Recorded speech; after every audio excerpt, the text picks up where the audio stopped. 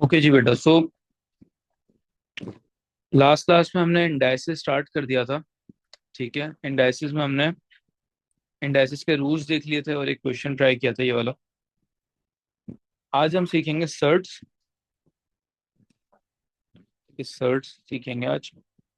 Shirts basically नया topic include हुआ है आपके पेपर्स में। ठीक है, 2025 में इंक्लूड हुआ है और ये 2025 में टेस्ट भी हुआ था। अ, कुछ वेरिएंट्स में आपके 4 मार्क्स का, 5 मार्क्स का और कुछ में 3 से 4 मार्क का टेस्ट हुआ था। और उम्मीद है इस बार भी टेस्ट होगा। ठीक है, एक सर्च वाला टॉपिक और एक रिकरिंग वाला टॉपिक, रिकरिंग डेसिमल वाला, ये दोनों इंक्लूड हुए हैं। तो सर्च वाला ये वाला टॉपिक डिस्कस करते हैं इंशाल्लाह आज की क्लास में। होपफुली देखते हैं, अगर टाइम मिला तो हम रिकरिंग भी डिस्कस करेंगे। और दोनों के चांसेस P1 में आने के ही हैं। ठीक है, दोनों P1 में ही आ सकते हैं। P2 में तो सारे कैलकुलेटर यूज होता है, तो सर्च विथ कैलकुलेटर तो हम डायरेक्टली कर ही सकते हैं। ठीक। ओके, सो सर्च बेसिकली क्या होता है? सर्च बेसिकली हम अंडर रूट्स को कहते हैं।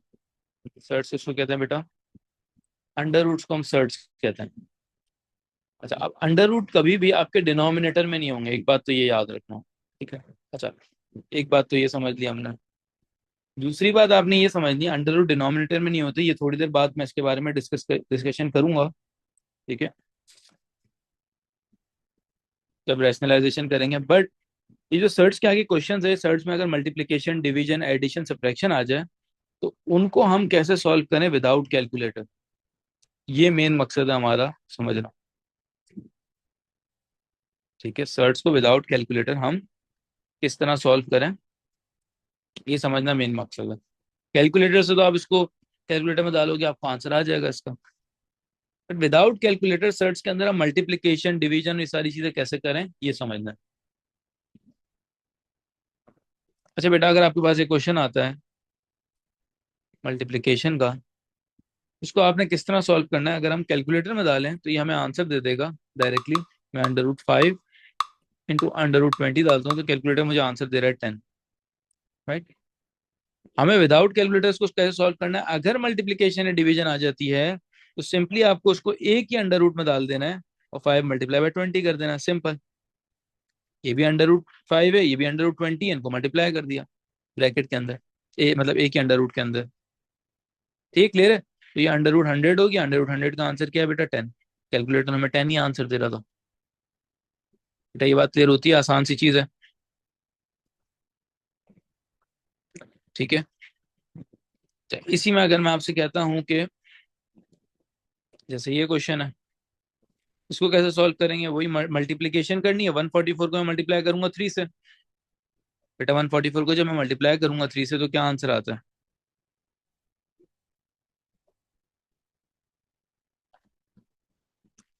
144 को जब मैं मल्टीप्लाई करता हूँ 3 से, अगर विदाउट कैलकुलेटर मुझे मल्टीप्लाई करना है तो मैं उसी तरीके से करूंगा। 4 × 3 = 12, 3 × 4 = 12 + 1 = 13, 3 × 1 = 3 + 1 = 4। ठीक है, बस ये आपका 432 आपका आंसर आ गया। ठीक है, सो 432 अंडर रूट के अंदर। अच्छा बेटा, ये हमारा फाइनल आंसर होगा? नहीं बेटा, ये फाइनल आंसर नहीं होगा। अब ये थोड़ी सी चीज समझना है जो मैं अब समझाने जा रहा हूँ। बेटा आपने ये करना है कि ये अगर आप कैलकुलेटर में करोगे तो इसका आंसर देखना क्या आ रहा होगा। अगर मैं करूं √432, देखो क्या आंसर दे रहा है? 12 √3। अब ये आंसर, ये फाइनल आंसर है 12 √3। ये कैलकुलेटर के बगैर हम इसको कैसे लेके आए, ये समझना है। उसके लिए करना क्या है, जैसे हम सीख के आए थे अभी LCM HCF नहीं लेते थे, प्राइम फैक्टर्स लेते थे, इसी तरह 432 के हम प्राइम फैक्टर्स निकालेंगे।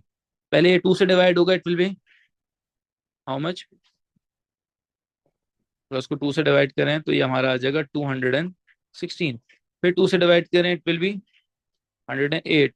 फिर 2 से डिवाइड करें, 54। फिर 2 से डिवाइड करें, 27। अब 3 से करना होगा,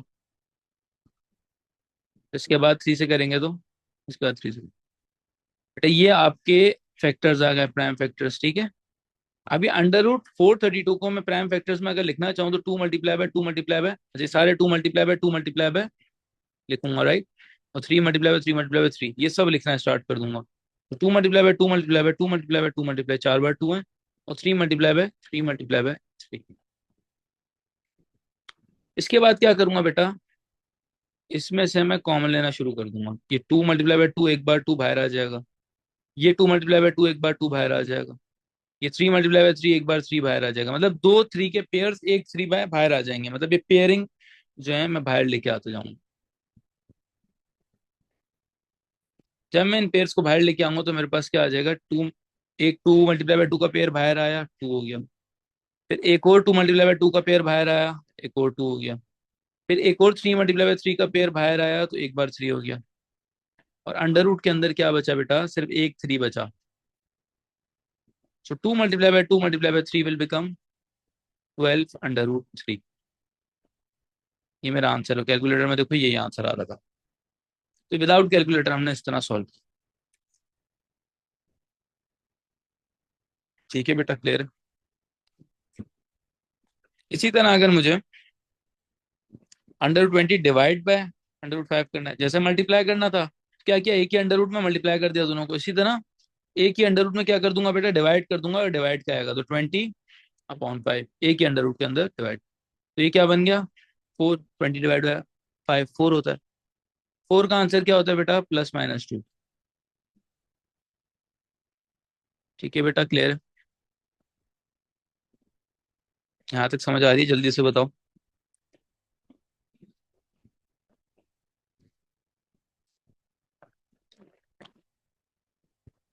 ठीक है, इसी तरह ये है, इसमें क्या करेंगे बेटा, वही डिवाइड करेंगे। सो 144 डिवाइडेड बाय 3। सो 144 अगर डिवाइड करते हैं 3 से बेटा क्या आंसर आता है। बेटा जब भी अंडर रूट से आंसर निकलता है प्लस माइनस में लिखते हैं दानिश, ठीक है। अंडर रूट 144 डिवाइड बाय 3 48 होता है, यस। क्या ये छोड़ देंगे ऐसे ही आंसर, देखो अंडर रूट 48 आप अगर यहाँ लिखो ना कैलकुलेटर में, आपको क्या देता है, 4 √3 देगा। तो विदाउट कैलकुलेटर आपको ये निकालना होगा। ये फाइनल आंसर नहीं होगा अंडर रूट 48। आपने क्या करना होगा, फैक्टर्स निकालने होंगे। 48 टू से गया 24, 2 से गया 12, 2 से गया 6, फिर 2 से गया 3, 3/1।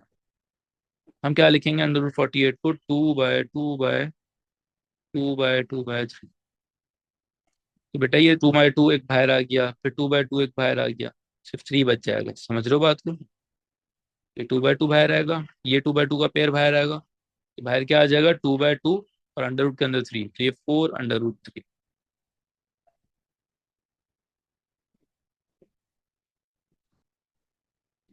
क्लियर है बेटा।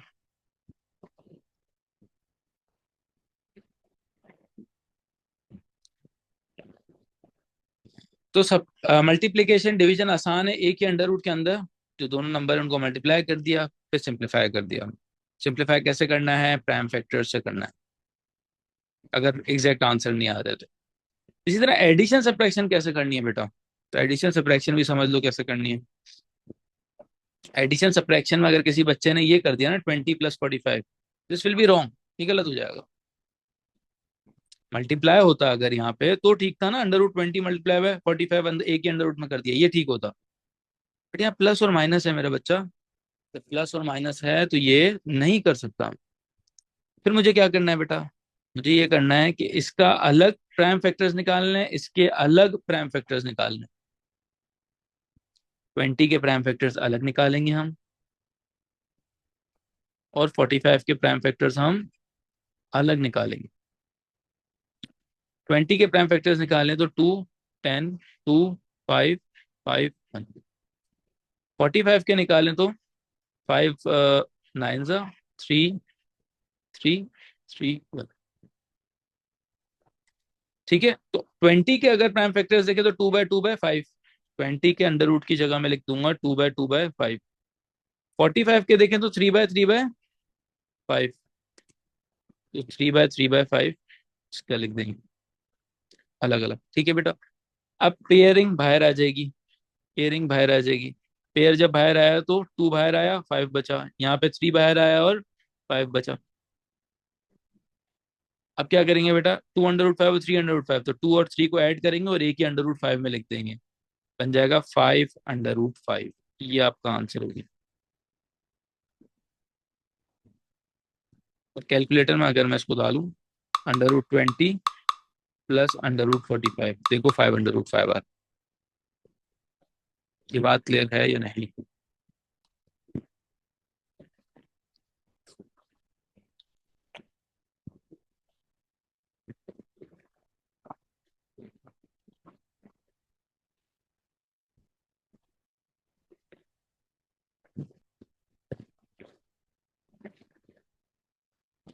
चले आगे, क्लियर है?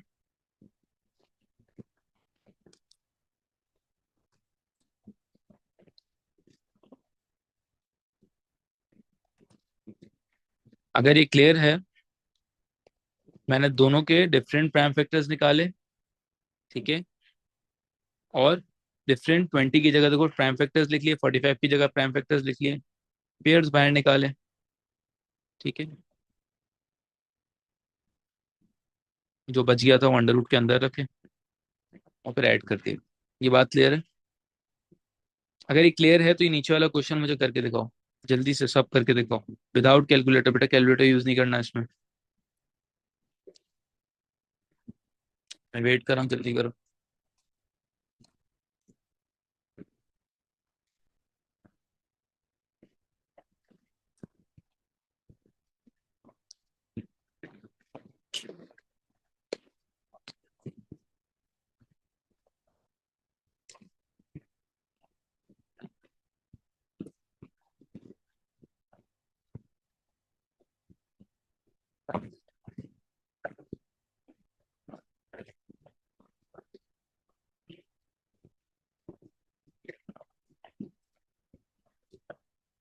अच्छा, दानिश कह रहा है 9।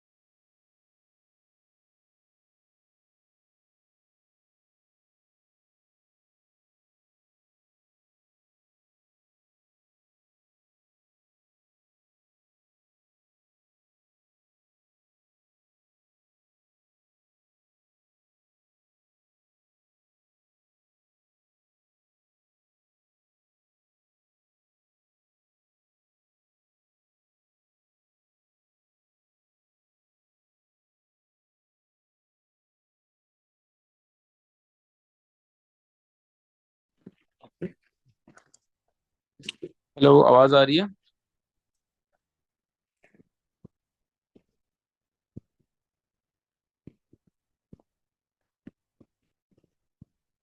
आई थिंक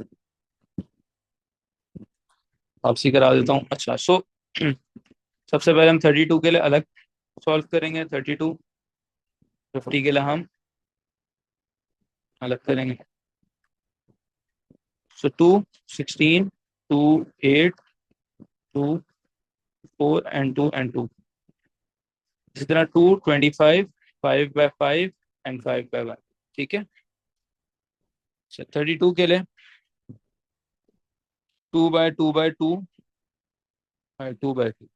और 50 के लिए 2/5/5। ठीक है, पेयर्स बाहर निकालेंगे, ये 2 बाहर आ जाएगा, ये 2 का पेयर बाहर आ जाएगा, एक 2 बच जाएगा। यहाँ 5 का पेयर बाहर आ जाएगा, 2 बच जाएगा।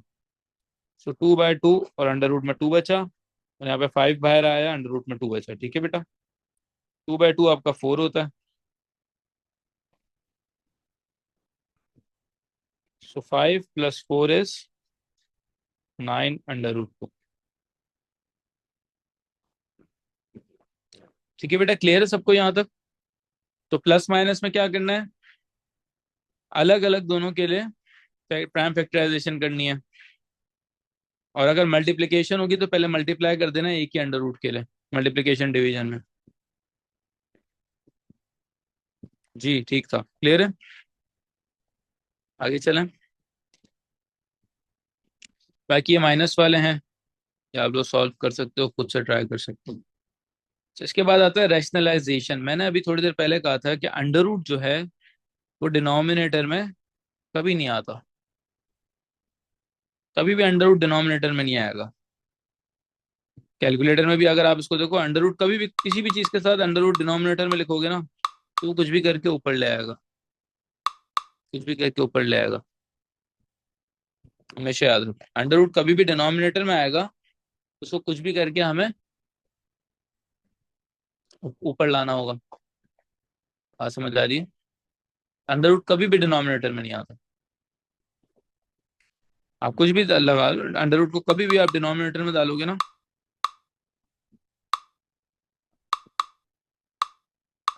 तो वो कुछ भी करके ऊपर आ जाएगा। कैलकुलेटर कभी अंडर रूट डिनोमिनेटर में रखता ही नहीं है, तो उसके लिए हमें करनी होता है रैशनलाइजेशन। जब भी अंडर रूट डिनोमिनेटर में होता है ना, तो हमें क्या करनी होती है बेटा, रैशनलाइजेशन। क्वेश्चन में देते भी है कि रैशनलाइज करो। तो रैशनलाइजेशन विदाउट कैलकुलेटर कैसे करें, तो उसका सबसे आसान तरीका ये है कि जो चीज डिनोमिनेटर में लिखी हुई है ना बेटा, उस चीज को आपने ऊपर और न्यूमरेटर और डिनोमिनेटर दोनों जगह मल्टीप्लाई करना है।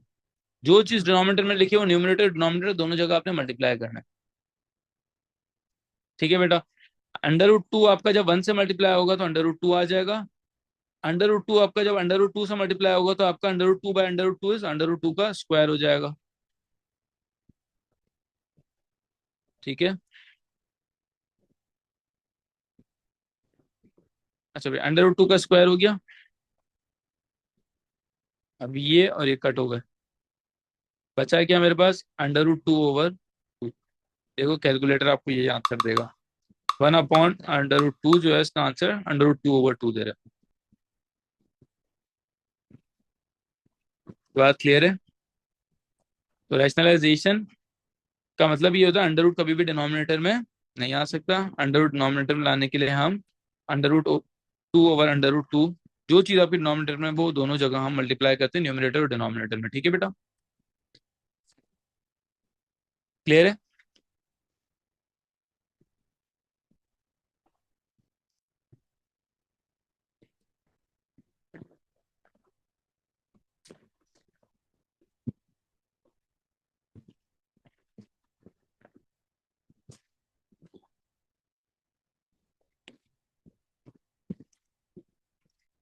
इसी तरह अगर रैशनलाइजेशन इन क्वेश्चंस की बोली जाए, इसकी भी रैशनलाइजेशन, इसकी भी रैशनलाइजेशन कैसे करेंगे? तो मैंने क्या बोला, डिनोमिनेटर अंडर रूट में नहीं आना चाहिए, तो डिनोमिनेटर हम क्या करेंगे, ऊपर और नीचे दोनों जगह मल्टीप्लाई करेंगे। मगर एक इन क्वेश्चन में एक मसला है बस, मल्टीप्लाई तो यही करेंगे, ये नंबर, साइन चेंज हो जाएगी बीच की। यहाँ पे तो साइन थी ही नहीं ना, सिर्फ एक ही नंबर था, तो ऊपर और नीचे दोनों जगह मल्टीप्लाई कर दिया था रैशनलाइजेशन के लिए। यहाँ पे क्या करेंगे बेटा, बीच वाली साइन अगर प्लस है तो क्या हो जाएगी, माइनस हो जाएगी। क्लियर है? ये हमें रैशनलाइजेशन कहता है कि ऊपर और नीचे दोनों जगह आप सेम नंबर मल्टीप्लाई करो, बस साइन चेंज कर दो। अगर सिंगल नंबर है तो फिर तो साइन चेंज करने की जरूरत ही नहीं है। रैशनलाइजेशन करने का मकसद ही ये है कि डिनोमिनेटर में अंडर रूट नहीं होना चाहिए। ठीक है बेटा, मल्टीप्लाई करते हैं। 2 3 से मल्टीप्लाई होगा, 2 से मल्टीप्लाई होगा, जब 2 3 से मल्टीप्लाई होगा 6 आ जाएगा। 2 मल्टीप्लाई होगा इससे अंडर रूट 3 से, तो -2 अंडर रूट 3 आ जाएगा। एक चीज अब नोटिस करना कि अगर नीचे वाले जो दो नंबर्स हैं, ये ए प्लस बी है, बेसिकली हमेशा बनेंगे ए प्लस बी, और ये बना है ए माइनस बी। जब ए प्लस बी ए माइनस बी से मल्टीप्लाई होते हैं तो क्या बनता है, कोई बता सकता है? ए प्लस बी ए माइनस बी से मल्टीप्लाई होते हैं तो क्या बनता है, कोई बता सकता है?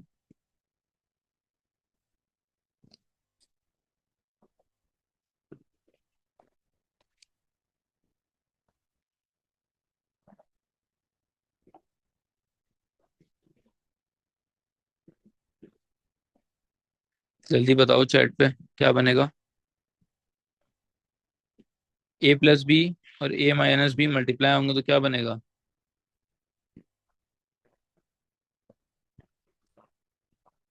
ए square minus B square. Yes, ठीक है। तो यहाँ पे ए ये है, बी ये है, ए ये है, बी ये है।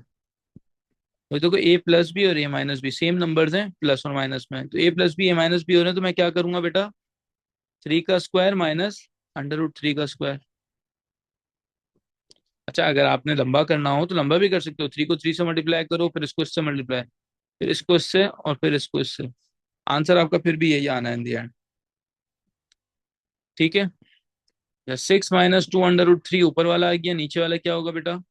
3 का स्क्वायर क्या होता है? 9। और ये अंडर रूट और ये कट जाएंगे, तो क्या बचेगा? सिर्फ 3। तो 9 - 3 = 6। ये आपका फाइनल आंसर होगा। क्लियर है बेटा?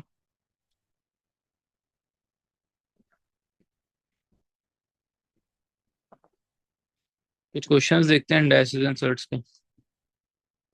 अच्छा बेटा, सर्ट्स का ये पहला क्वेश्चन है जिसमें आपको बीच में माइनस लगा हुआ है, एक में आपका क्या है?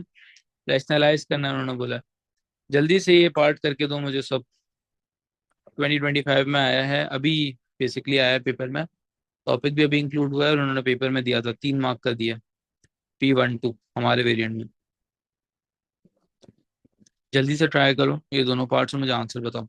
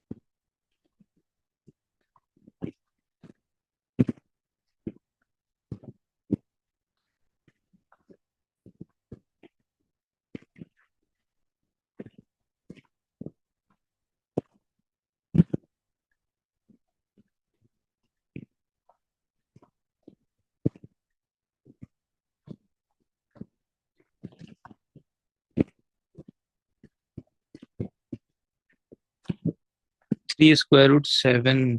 ठीक है, लेट मी चेक। कैलकुलेटर से आप चेक भी खुद भी कर सकते हो अपने आंसर्स को, बट जाहिर है कैलकुलेटर अलाउ नहीं होगा पेपर में, अभी चेक कर सकते हो अपने आंसर्स। हाँ, 3/7 ठीक है। रैशनलाइज करो। -3 नहीं आ रहा बेटा, 3/7 आ रहा है। दानिश,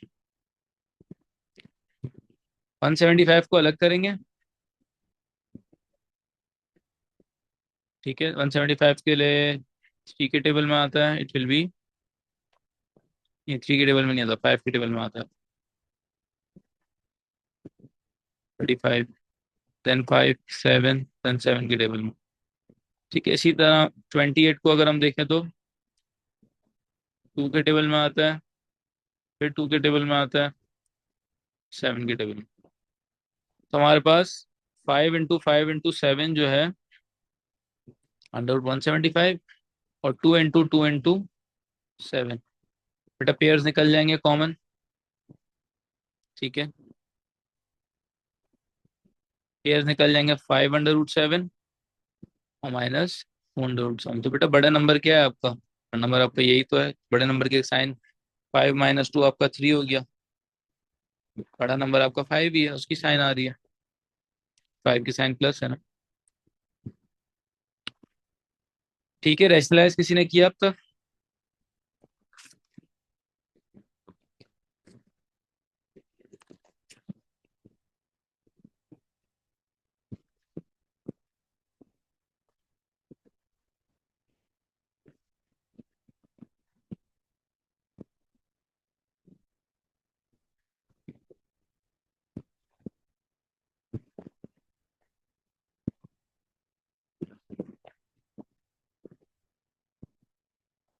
रैशनलाइजेशन के लिए क्या करेंगे बेटा?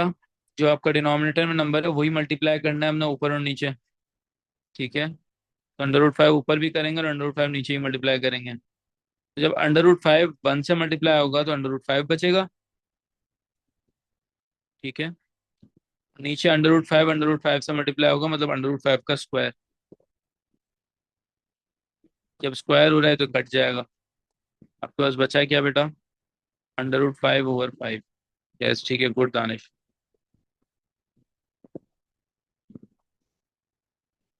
ठीक है, एक ये एक्सरसाइज का जल्दी से करो। 3 मार्क का है, जल्दी से, 2 मिनट लगने चाहिए, फौरन से हो जाएगा, छोटा सा है। जल्दी से सॉल्व करो।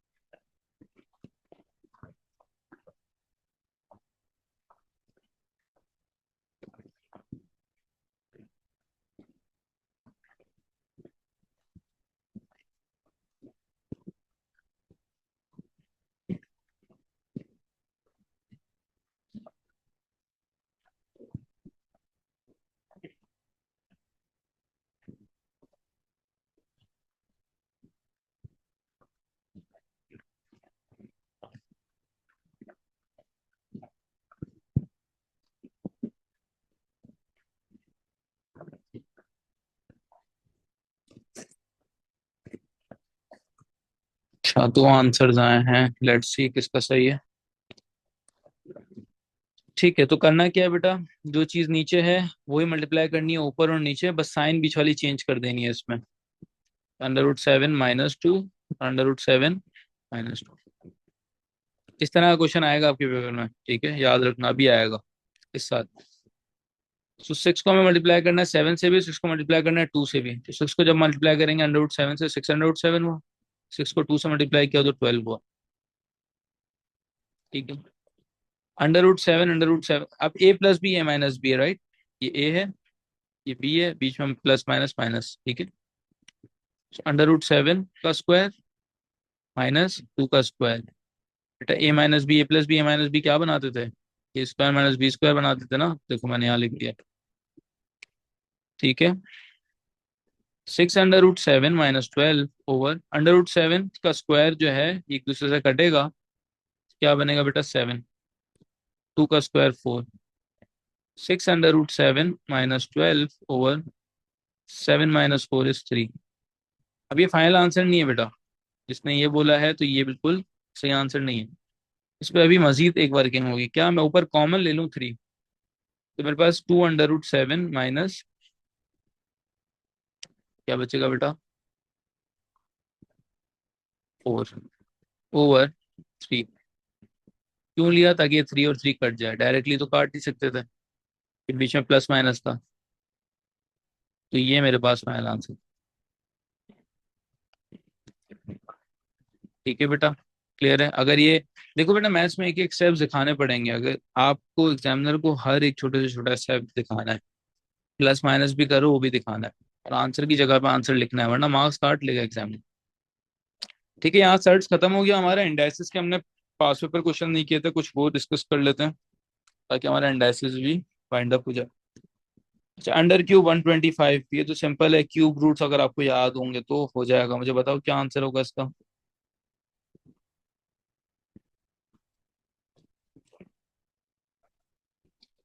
बताओ बेटा, बस रूल लगाने। Under cube 125 is 5। ठीक है, 5 का क्यूब 125 होता है ना, तो अंडर क्यूब 125 इज 5। बेटा इसको कैसे सॉल्व करेंगे? पावर क्या है हमारी? नेगेटिव है, इसको पॉजिटिव करेंगे पहले। ठीक है, रेसिप्रोकेट किया, पावर पॉजिटिव हुआ। नहीं बेटा, 1/8 नहीं है, आपने मेरे ख्याल से 4 को मल्टीप्लाई कर दिया 2 से। 4 को मल्टीप्लाई नहीं करेंगे, 4 का स्क्वायर है, 1/16 आएगा। ठीक है, छोटी छोटी गलतियां नहीं करनी है बेटा। Find the value of 3 cube. 3 cube का मतलब, 3 क्यूब का आंसर क्या आएगा? 27। क्यूब रूट से याद होंगे तो हो जाएगा। इसके बाद 2 पावर x और 32 है बेटा। इसको कैसे सॉल्व करेंगे? जो सबसे आखिरी रूल हमने देखा था उसी तरह। ये 2 पावर x है, 32 को भी 2 की पावर में करेंगे पहले हम। 32 क्या होता है बेटा? 2 पावर 5 इज 32। ठीक है, x की वैल्यू क्या आ जाएगी बेटा? 5। आखिरी रूल हमने जो देखा था। इसी तरह इसको सिंप्लीफाई करना है हमने। बेटा इसको कैसे सिंप्लीफाई करेंगे? 3 को तो 6 से मल्टीप्लाई कर देंगे, 18 आ जाएगा। अब a की पावर यहाँ -3 है, और यहाँ पे a की पावर क्या है बेटा? 1 है। तो -3 + 1 विल बिकम, क्योंकि सेम बेसिस है ना बेटा, पावर ऐड हो जाएंगी। a की पावर क्या हो जाएगी बेटा? -2। ठीक है बेटा, ये मैं आंसर की जगहों पे नहीं लिख रहा हूँ, तो आपने लिखना है अपने पेपर में। ठीक है, जहाँ जगह दी हुई है, वरना मार्क्स नहीं मिलेंगे। इसको कैसे सॉल्व करना है? तुम लोगों का फेवरेट क्वेश्चन जो तुम लोग काटते हो, इसी तरह कटेगा। जैसे फॉर एग्जाम्पल, नहीं, x² + 2x/3x, इसको इस तरह काट देते थे। वो प्लस होता तो नहीं कटता था बेटा, अलाउड नहीं है। यहाँ पे मल्टीप्लाई है ना, हाँ बेटा आप काट सकते हैं। अब यहाँ काट सकते हैं, क्योंकि यहाँ पे मल्टीप्लाई है। ये मैंने t⁻3 के साथ t⁻10 को काट के 7 बना दिया। इसके बाद t⁻4 के साथ 7 को काट के, 4 को काटा 7 से तो 3 बच गया। ठीक है, तो ऊपर वाले t खत्म हो गए, 1 बचा, और नीचे वाले t⁻3 बचा। That's it, done. काट जब सकते हैं जब बीच में मल्टीप्लाई हो। यहाँ पे नहीं कर सकता था इस तरह। ठीक है, ये नहीं कर सकता या ये नहीं कर सकता, बीच में प्लस है ना। ठीक है बेटा, क्लियर है? देखो बड़ा बच्चों वाला क्वेश्चन पूछा, √6 से और स्क्वायर हो रहा है। ये काट देंगे इसको, 6 बन जाएगा। तो इतना आसान आसान क्वेश्चन भी आते हैं मैथ्स में, जिसमें वो चाहते हैं कि बच्चा पास हो जाए या मार्क्स उठा के। बट आपने सिर्फ पास के लिए पेपर नहीं देना, कोशिश करना है कि अच्छे मार्क्स आए। अच्छा, ये वाला क्वेश्चन। अच्छा बेटा, ये वाला क्वेश्चन कैसे करेंगे? 3 पावर 4, 3/4 जो है वो इसकी भी पावर है और इसकी भी है। ये बात समझ लो कि बच्चे क्या करते हैं, सिर्फ सर ने रूल बताया पावर पावर मल्टीप्लाई, तो बस इन दोनों को मल्टीप्लाई कर देते हैं। बेटा सिर्फ मल्टीप्लाई तो होगा, ठीक है, एक ही पावर के लिए, बट ये इसकी भी पावर है, ये बात समझो इस चीज। तो 16 के लिए ये √4 16 क्यूब हो जाएगा। 16 के लिए मैं बात कर रहा हूँ, क्योंकि डिनोमिनेटर में जो होता है वो अंडर क्यूब अंडर पावर में आता है, और जो न्यूमरेटर में है वो पावर में आ जाएगा। और एक ही पावर में इसको मल्टीप्लाई कर दो, क्योंकि पावर पावर मल्टीप्लाई होती है, ये दोनों मल्टीप्लाई होगी। ठीक है बेटा, अब √4 16 क्या होता है? 2। 2 पावर 5 आपका 32 था ना। 2 पावर 4 क्या होता है? 16। तो इस वजह से √4 16 क्या हुआ? 2। उसका क्यूब बचा है अभी। इन दोनों को मल्टीप्लाई करना है, तो मल्टीप्लाई करेंगे किस तरह? मल्टीप्लाई में रूल लगा सकते हैं काटने वाला। 4 5, 5/3 क्या होता है बेटा? 15। ठीक है, तो 2 क्यूब क्या होगा? 8, 8a⁻15। ठीक है, इसके बाद ये वाला क्वेश्चन बड़ा अच्छा क्वेश्चन है बेटा। 2/3 अभी बताया, 2/3 इसकी भी पावर है और इसकी भी है। इस नंबर की पावर है, इसकी भी है, ए की भी है और एक्स की भी है। 2 पावर 3 जो है, 2/3 जो है वो ए पे भी जाएगा और एक्स पे भी जाएगा। अच्छा, एक्स पे जाएगा तो एन भी है, तो पावर पावर क्या होते हैं बेटा? मल्टीप्लाई। तो 2/3n। ठीक है, अब कंपेयर करेंगे। यहाँ पे तो कोई एक्स है, यहाँ पे एक्स है, तो एक्स की पावर में क्या है? 2/3n, और यहाँ पे एक्स की पावर में क्या है? 10 है। तो मैं ये लिख सकता हूँ 2/3n = 10। 10 की वैल्यू क्या आएगी बेटा, 3 वहां मल्टीप्लाई होगा पहले, 10 की वैल्यू होगी 15। ये कंपेयर करके मैंने निकाला है, इसको इससे कंपेयर किया तो पावर पावर इक्वल। इधर इस चीज को इससे कंपेयर करूंगा, इसका मतलब क्या है कि ए की पावर 2/3 इक्वल्स टू 4। अच्छा, पावर 2/3 इसका मतलब क्या है, अंडर क्यूब ए स्क्वायर। ठीक है। अच्छा बेटा, अंडर क्यूब का मतलब क्या है, अंडर क्यूब हटाने के लिए हम दोनों जगह क्यूब करेंगे ताकि ये कट जाए। तो हमारे पास क्या बचा, ए स्क्वायर इक्वल्स टू 4 का क्यूब क्या होता है, तो 4 का क्यूब क्या होता है, 64। अब ये स्क्वायर हटाने के लिए दोनों जगह अंडर रूट करेंगे। ए की वैल्यू क्या आएगी, 8। क्लियर है, ए 8 हो गया एंड आपका 15 हो गया। ठीक है बेटा, क्लियर है, आगे चलें, जल्दी बताओ।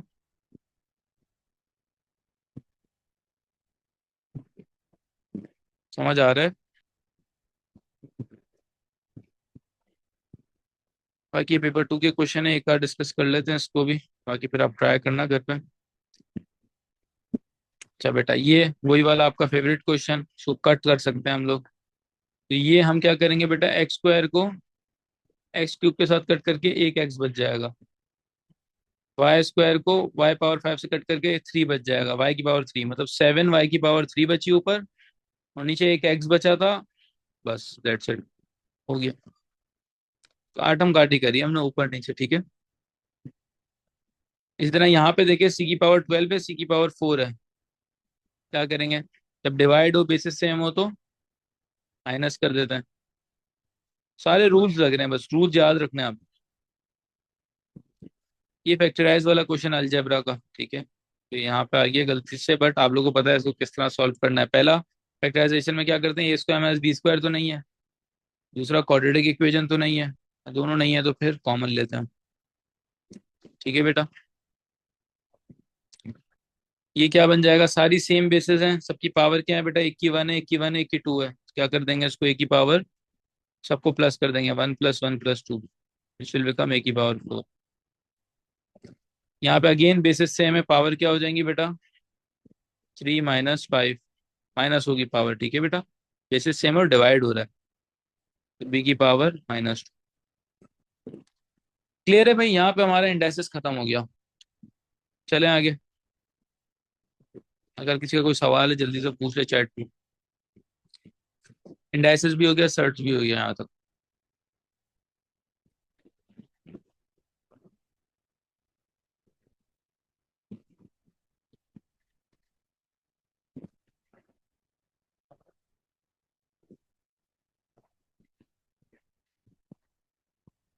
जल्दी बता दो, क्लियर है, तो आगे चलें।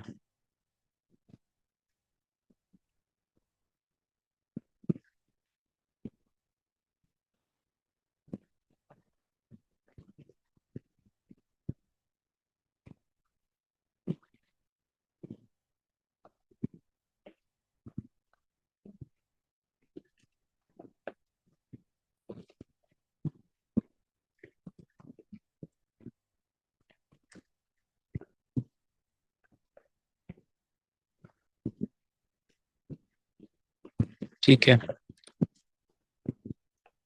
अच्छा, हमारा नेक्स्ट टॉपिक है स्टैंडर्ड फॉर्म।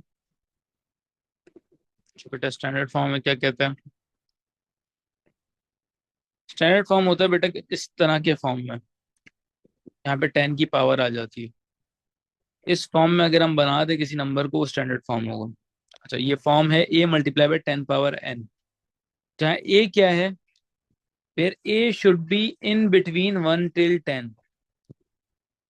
अच्छा, 1 till 10 इंक्लूडेड है बेटा, 10 इंक्लूडेड नहीं है, 1 इंक्लूडेड है, मतलब 1 हो, 1.1 हो, 1.5 हो, मतलब 1 से लेके 9.99999 जो भी है, 10 से बिल्कुल कम, ये इसके बिटवीन जो नंबर होगा ना, वो ए होना चाहिए, जो स्टैंडर्ड फॉर्म में होगा, इस फॉर्म में होना चाहिए। और ए जो है हमारा क्या होना चाहिए बेटा, 1 से लेके 10 के बीच में, वेयर 10 इज नॉट इंक्लूडेड। ठीक है, एक छोटा सा छोटी सी एक्सरसाइज मुझे बताओ, this is the standard form. जल्दी से बताओ स्टैंडर्ड फॉर्म है या नहीं है।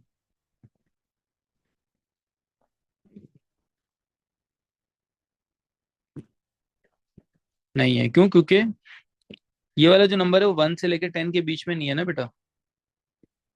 ये 215 10 से ज्यादा है। It's not a standard form. दूसरा वाला पार्ट बी स्टैंडर्ड फॉर्म है।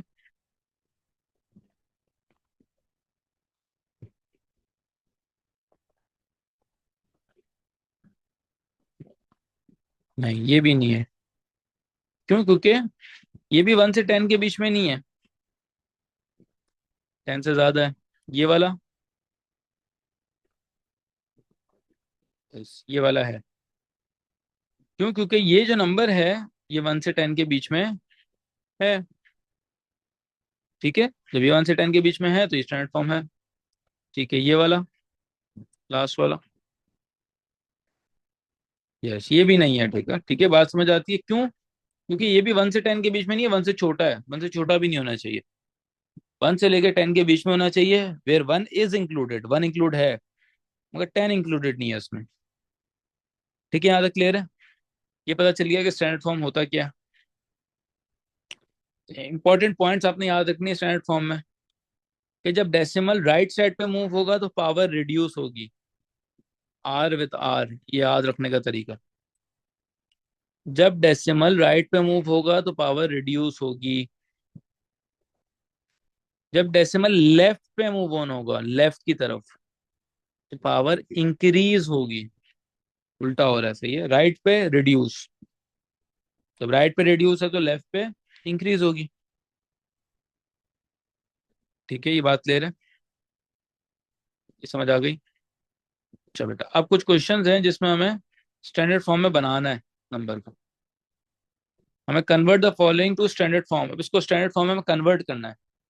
बेटा ये स्टैंडर्ड फॉर्म में है, ये है ही नहीं स्टैंडर्ड फॉर्म में। क्यों? क्योंकि ये नंबर जो है 1 से 10 के बीच में नहीं है, ये ज्यादा है, तो इसको स्टैंडर्ड फॉर्म में हमें कन्वर्ट करना है। बेटा किस तरह करेंगे? हम डेसिमल को मूव ऑन करेंगे अपने। जब हम डेसिमल को लेफ्ट साइड पे मूव करेंगे तो पावर क्या होगी बेटा? इंक्रीज। अच्छा बेटा, लेफ्ट साइड पे कितना मूव करें? क्या 3 यूनिट यहां तक मूव करें? क्या सिर्फ 1 यूनिट यहां तक मूव करें? क्या 2 यूनिट मूव करें यहां तक? बेटा ऐसे मूव करो कि 1 से 10 के बीच में नंबर बन जाए। अगर मैं सिर्फ एक नंबर मूव करूंगा यहाँ तक तो 1 से 10 के बीच में अभी नहीं बनेगा, 32.6 होगा। अगर मैं दो करूंगा तो हाँ, ये 1 से 10 के बीच में बन जाएगा, 3.2651। तो मुझे 2 यूनिट पीछे मूव करना है, 2 यूनिट लेफ्ट साइड पे। जब लेफ्ट साइड पे मूव करूंगा तो पावर इंक्रीज हो जाएगी। मतलब क्या हुआ कि मैं इसको लेफ्ट साइड पे मूव करता हूँ, 1 और 2।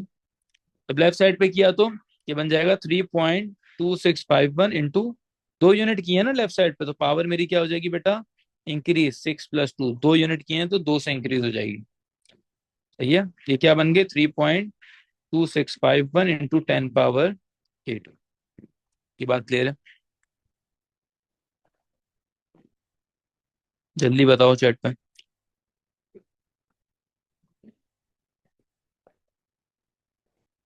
अगर ये क्लियर है तो पार्ट बी जल्दी से करके दिखाओ, जल्दी से मुझे आंसर चाहिए पार्ट बी का। छोटा सा आसान सा। ठीक है, पार्ट बी करो, पार्ट बी।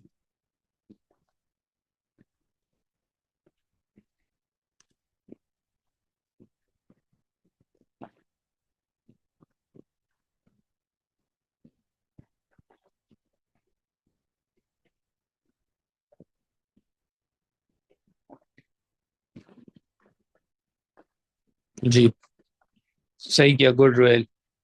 तो 2 यूनिट पीछे गए तो इस वजह से पावर 2 से इंक्रीज हो गए, मतलब ये बन गए 4.6304 इंटू 10 पावर 7। ठीक है, राइट जाएंगे तो पावर डिक्रीज होगी, जैसे यहाँ किया हुआ है। अब राइट जा रहे हैं, कहाँ तक जाएं? 3 यूनिट राइट जाना पड़ा। क्यों? क्योंकि 1 से 10 के बीच में नंबर बन जाए ताकि जब 3 यूनिट राइट पे गए तो पावर रिड्यूस होगी। ये बात क्लियर है? पार्ट डी जल्दी से करके बताओ, जल्दी से पार्ट डी करके बताओ।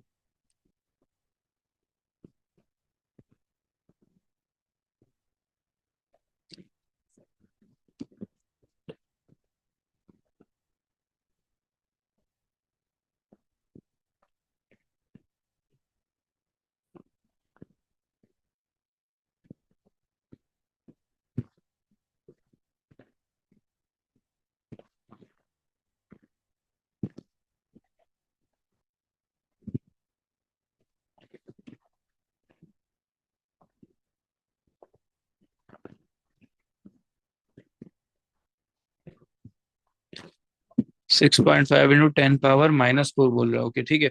तो सबसे पहले मुझे क्या करना होगा, एक यूनिट राइट, दूसरा यूनिट राइट। राइट जाऊंगा तो पावर रिड्यूस, अच्छा यहाँ आएगा पॉइंट, क्यों? क्योंकि यहाँ पे जब पॉइंट लगा दूंगा तो 1 से 10 के बीच में हो जाएगी पावर। तो 6.10 इंटू 10 पावर, जब दो यूनिट्स राइट साइड पे गया तो पावर दो -2, मतलब 2 यूनिट से डिक्रीज। ठीक है, गुड। तो 6.5 इंटू 10 पावर -2। क्लियर है यहाँ तक? अच्छा बेटा, इसको स्टैंडर्ड फॉर्म में कैसे करेंगे? जब कुछ भी 10 की पावर नहीं होगी तो स्टार्ट होगी बिल्कुल जीरो से। यहाँ पे पॉइंट ही नहीं है, क्या करूँ अब? तो बेटा इसको इस तरह करूंगा, इसका पॉइंट जो है बेसिकली सबसे एंड में है, अगर नहीं है तो मतलब समझो एंड में। तो 1, 2, 3, 4, 5, 6, 6 यूनिट्स लेफ्ट साइड पे, यहाँ पे पॉइंट आएगा तो 2.56 बनेगा। तो जब 6 यूनिट्स लेफ्ट साइड पे जाएगा तो 10 पावर 6 हो जाएगा, +6। ठीक है बेटा, यहाँ था 1, 2, 3, 4, 5, 6। ठीक है, क्लियर है? इसको करो जल्दी से, इसका बताओ मुझे आंसर क्या होगा। जी, 0.6, सॉरी, 6.52 इंटू 10 पावर, कितने यूनिट्स गए? 1, 2, 3, 4, यहाँ पे आएगा। 4 यूनिट्स आगे गया तो 10 की पावर -4। क्लियर है? अच्छा बेटा, अब हमें करना क्या है इस क्वेश्चन में? एडिशन और सब्ट्रैक्शन हम जब करते हैं तो किस तरह करते हैं? स्टैंडर्ड फॉर्म में। ये देखना है, एडिशन सब्ट्रैक्शन स्टैंडर्ड फॉर्म में आपके पास इस तरह क्वेश्चन दिए में, दो स्टैंडर्ड फॉर्म में क्वेश्चन है और बीच में प्लस है, उसमें एडिशन सब्ट्रैक्शन, एडिशन हो या सब्ट्रैक्शन हो तो कैसे करें? सिंपल है बेटा, take common of the small power of 10। इसका दूसरा तरीका भी है, लार्ज पावर से भी कर सकते हो, बट मैं कहता हूँ स्मॉल पावर ऑफ 10 से आप क्या करो, कॉमन ले लो, स्टेप 1 आपका हमेशा। तो इन दोनों में आपके पास स्मॉल पावर कौन सी है, 6 या 7? जाहिर है 6 है, तो 6 आप कॉमन ले लोगे दोनों में से। ठीक है, 6 मैंने जब कॉमन ले लिया इसके अंदर से, तो मेरे पास बचा है क्या? 2.6 इंटू, यहाँ पे 6 कॉमन आ गया ना 10 की पावर, तो एक बचा 10 10 की पावर 1। और यहाँ पे 10 की पावर 6 पूरा कॉमन है तो सिर्फ 4 बचा। ठीक है, 10 की पावर 6, अब 2.6 इंटू 10 विल बिकम 26, मतलब मल्टीप्लाई किया मैंने, +4। क्या बचा बेटा? 10 की पावर 6 इंटू 30, 30 इंटू 10 की पावर 6। अब ये स्टैंडर्ड फॉर्म में है, मुझे आंसर अपना स्टैंडर्ड फॉर्म में देना है। बेटा ये स्टैंडर्ड फॉर्म में नहीं है, 1 से 10 के बीच में होना चाहिए। तो क्या करूं? तो जो पॉइंट है वो मेरा एंड में होगा जाहिर है, तो एक पॉइंट मुझे पीछे आना है। ये बन जाएगा 3.0 इंटू 10 पावर, एक जब पीछे आ रहा हूँ लेफ्ट साइड पे आ रहा हूँ तो पावर इंक्रीज हो। क्लियर है? यस, ठीक है, गुड रोहित। सेकंड स्टेप, ये वाली चीज क्लियर है? इसमें मैंने पहले कॉमन लिया, ठीक है, 10 पावर 6 दोनों में, और ये चीजें लिख दी। अब 2.6 इंटू 10 क्या बनेगा बेटा? 26। 2.6 को जब मैं मल्टीप्लाई करूंगा 10 से, 26 एक डेसिमल आगे हो गया। अच्छा, 26 और +4 विल बिकम 30। तो मैंने लिखा 30 इंटू 10 पावर 6। 30 बन गया ना, 30 इंटू 10 पावर 6 हो रहा है ना। अब ये स्टैंडर्ड फॉर्म में नहीं है, तो ये 1 से लेके 10 के बीच में नहीं है। अब क्या करूँ 1 से 10 के बीच में करने के लिए? पॉइंट मेरा एंड में है, उसको एक पीछे आना पड़ेगा। जब एक लेफ्ट साइड पे आ जाएगा, इसका मतलब क्या होगा कि एक मेरी पावर इंक्रीज हो जाएगी, 6 से एक इंक्रीज होकर 7 हो जाएगी। क्लियर है दानिश?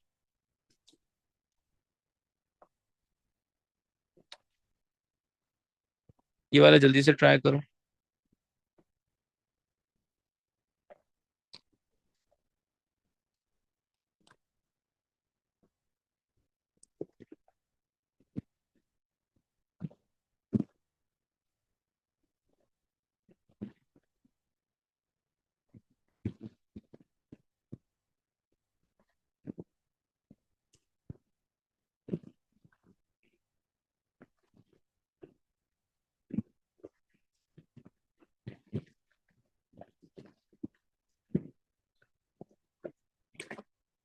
जी बेटा, smaller power commonly 10 power 7 commonly 1.15 into 10 power, इसमें 1.15 इंटू 10 पावर 2 बचा।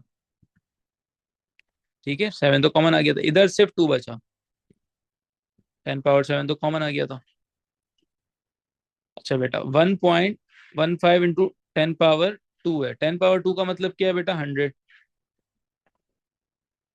ऐसा ही है, 1.15 इंटू 100 -2। और मास का रूल इस्तेमाल करना बेटा, पहले मल्टीप्लाई करना। तो 10 पावर 7, अच्छा ये क्या बन जाएगा? 1.15 इंटू 100 का मतलब है कि ये 115 बन गया। अब क्या बनेगा? 113 इंटू 10 पावर 7। अच्छा बेटा, आप इसको किस तरह सॉल्व करें? ये स्टैंडर्ड फॉर्म में तो है नहीं, ये 1 से 10 के बीच में तो है नहीं। उसका पॉइंट जो होगा वो एंड में होगा, तो 2 यूनिट लेफ्ट साइड पे आ जाएंगे। It will become 1.13 into 10 power, जब लेफ्ट पे जा रहा है तो पावर इंक्रीज 10 पावर 9।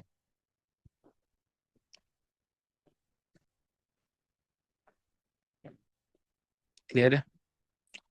अच्छा बेटा, अगर मल्टीप्लिकेशन और डिवीजन आ जाए बीच में आपकी स्टैंडर्ड फॉर्म में, तो क्या करेंगे? तो पावर जो 10 की है उनको ऐड कर देंगे, सेम बेसिस है ना इंडाइसिस का रूल। 10 पावर 5 और 7 है तो उनको ऐड करके 10 पावर 12 कर देंगे। और इन दोनों को मल्टीप्लाई कर देंगे अलग से। 3.2 को मल्टीप्लाई करेंगे 2 से, it will become 6.4। Simple.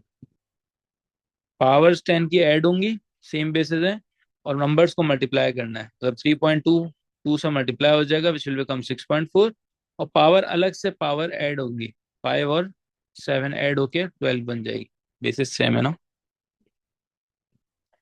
I ask you to try this one, तो बेटा ट्राई कैसे होगा ये, जल्दी से।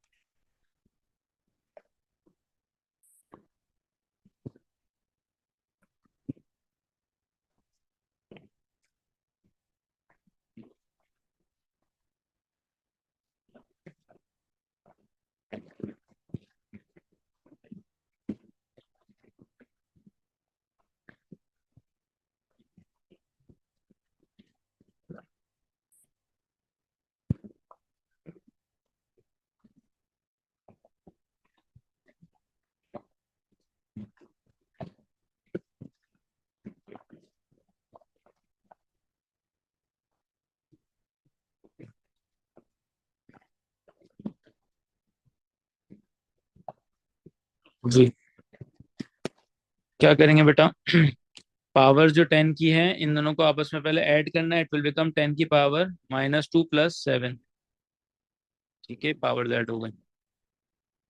और इन दोनों को मल्टीप्लाई करना है। It will become 6.2 into 3। 6.2 into 3 will be 18.6।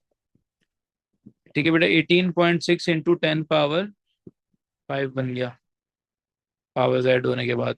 ठीक है, अब ये स्टैंडर्ड फॉर्म में नहीं है, ये 1 से 10 के बीच में नहीं है। जब नहीं है तो इसको 1 से 10 के बीच में करने के लिए क्या करना होगा? 1 यूनिट पीछे जाना होगा। जब 1 यूनिट पीछे जाऊंगा तो ये बन जाएगा 1.86 इंटू 10 पावर 6। इंक्रीज हो गई। ठीक है, पावर। क्लियर है? डिवीजन में ये बेसिकली इसी तरह करते हैं। पावर बेसिकली बेटा क्या होती है? माइनस होती है। 11 है तो 4 है माइनस होके 11। डिवीजन है ना, इस वजह से 11 और 4 एक दूसरे की पावर से माइनस होंगे। बन गया आपके 7। इसी तरह 6.3 आपका 7 से डिवाइड होगा, 0.9। अब 0.9 इंटू 10 पावर 7 जब आपका बन गया, अभी स्टैंडर्ड फॉर्म में तो है नहीं, तो उसके लिए मुझे 1 यूनिट राइट पे जाना होगा। जब 1 यूनिट राइट पे जाऊंगा तो पावर मेरी डिक्रीज होगी। ठीक है बेटा,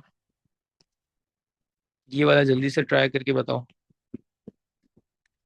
फिर हम एक आध पास पेपर क्वेश्चन करेंगे। We are done with standard forms as well.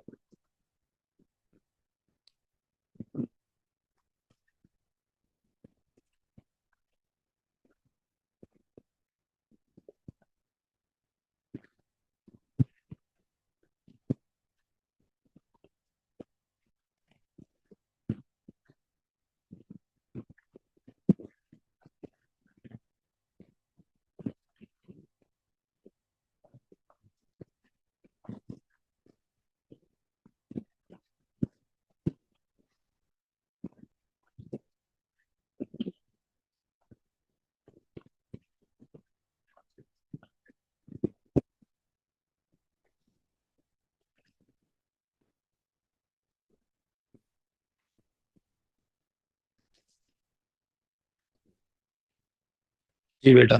सो ये आपके पास डिवाइड है बीच में, तो 10 की पावर क्या बन जाएगी? 5 - 3। 8.1 divide by 9। So 8.1 divide by 9 will become what?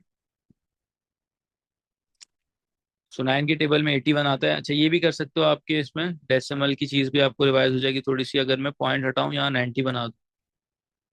81 divide by 90। ठीक है, इसको आप उससे डिवाइड करो, ये जो नहीं आता।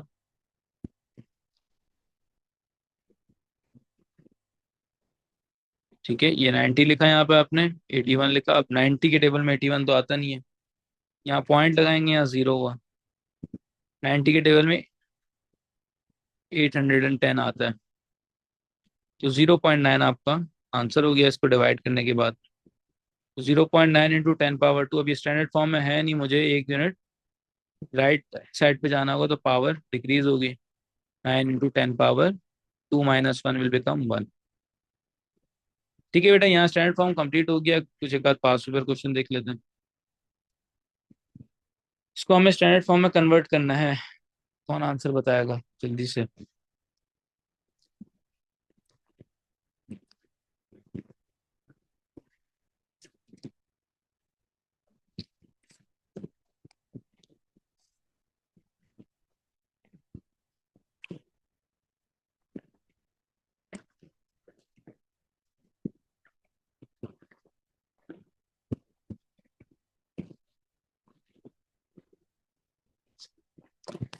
जी, गुड।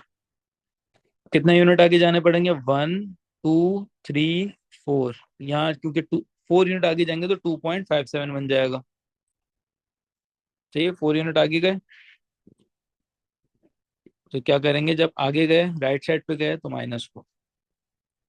ठीक है बेटा, ये वाले क्वेश्चन में क्या करेंगे? ये जो 10 की पावर, ये तो अलग से मैं अलग अलग कर दूं इसको, 2/4 अलग कर दूं, 10 की पावर 4। और जब ऊपर जाएगी तो पावर क्या हो जाएगी बेटा? प्लस हो जाएगी।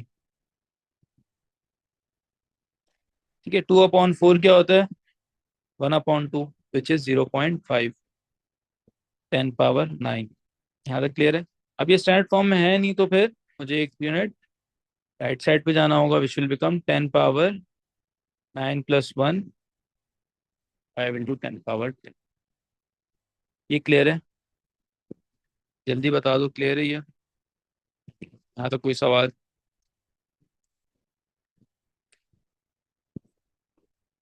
जल्दी से ये ट्राई कर लो।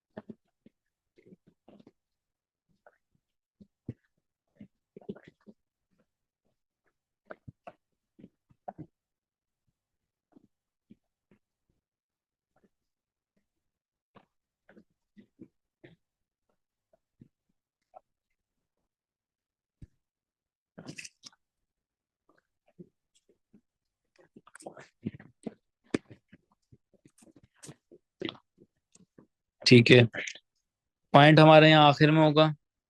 1, 2, 3, 4, 5, 6 और 7 यूनिट पीछे आने, लेफ्ट साइड पे आने, तो 4.2 इंटू 10 पावर लेफ्ट साइड पे है तो +7। सेकंड वाला किया है अभी तक किसी ने?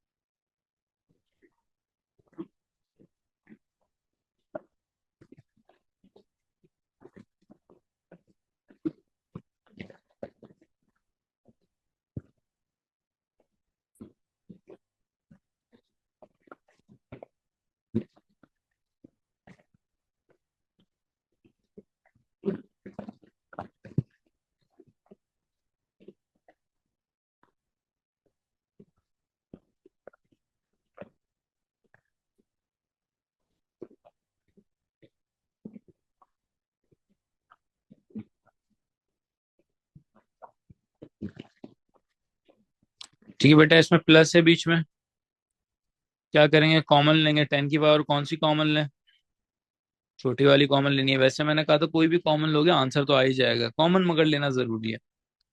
तो यहाँ 10 की पावर -3 में कॉमन लेता हूँ। ठीक है, तो क्या बचेगा बेटा, 1.3 इंटू 10 की पावर -1 बच जाएगा, -3 तो कॉमन ले लिया।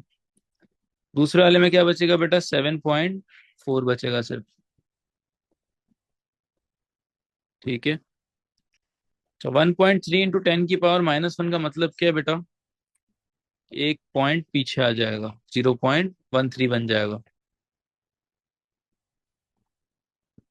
ठीक है, अब क्या करें बेटा, इनको ऐड करते हैं, क्या बनेगा, 7.53 इंटू 10 पावर -3, और ये हमारा स्टैंडर्ड फॉर्म में ही है। क्लियर है, किसी का कोई सवाल यहाँ तक? यहाँ हमारा स्टैंडर्ड फॉर्म खत्म हो गया। कुछ क्वेश्चन आप लोग के लिए नीचे छोड़े हैं, ट्राई करना।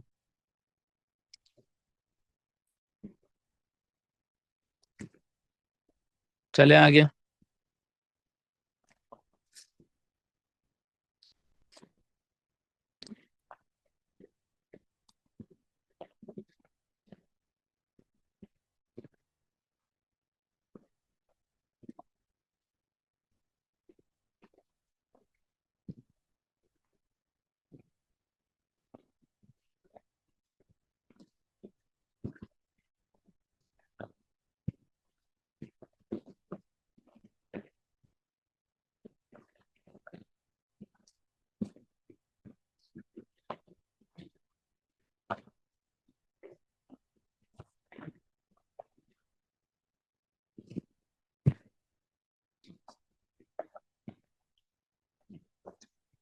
कि बेटा नेक्स्ट टॉपिक हमारा है कोऑर्डिनेट ज्योमेट्री, बड़ा इंपॉर्टेंट, बड़ा अच्छा टॉपिक है।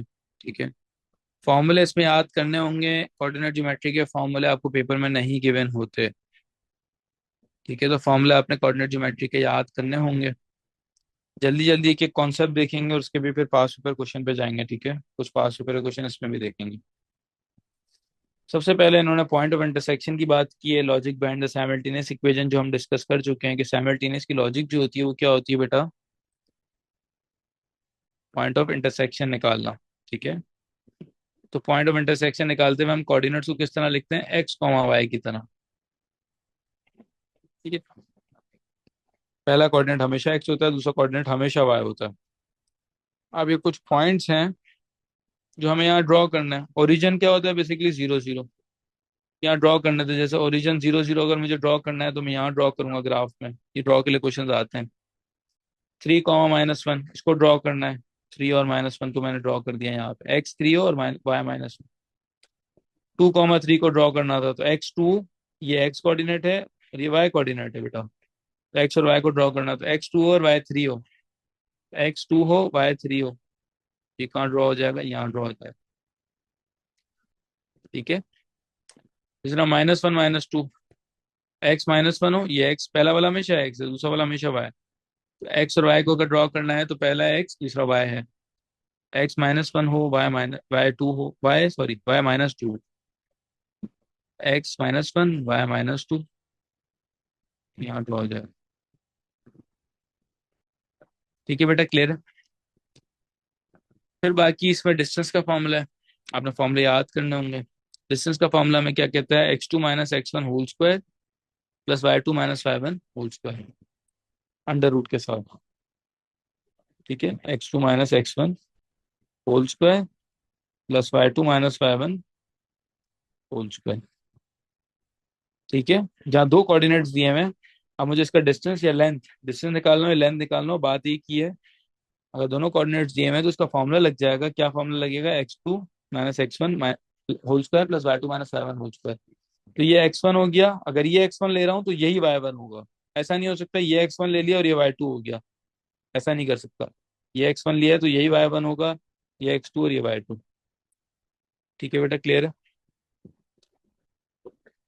उसको x1 ले लिया, उसको y1, उसको x2 ले लिया, उसको y2। फॉर्मूला लगाते हैं हम। बच्चे जो गलती करते हैं ना वो क्या करते हैं बेटा, 3 - 5 इस तरह लिख रहे होते हैं, 3 - 5 whole square plus 4 minus minus 2 whole square under root. ये गलत है। तो फॉर्मूला तो देखो क्या लिखा हुआ है, x2 - x1 4 - 3 होल स्क्वायर करना है और -2 + 5 होल स्क्वायर करना है। समझ आ रही है बात? तो ये गलती नहीं करना, आपस में ही एक्स वाई को माइनस नहीं करना, 4 में से 3 माइनस करना है, x2 - x1 plus y2 - y1 -2 - 5 whole square. 4 - 3 1 का स्क्वायर, 1 का स्क्वायर इज 1 और -7 का स्क्वायर इज 49। आपका आंसर क्या आया, √50।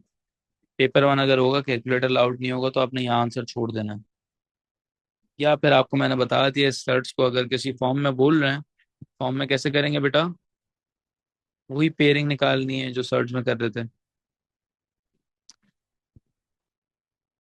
ठीक है, फिर √2 × 5 × 5 और पेयर निकाल के हम 5 × 2 लिखेंगे।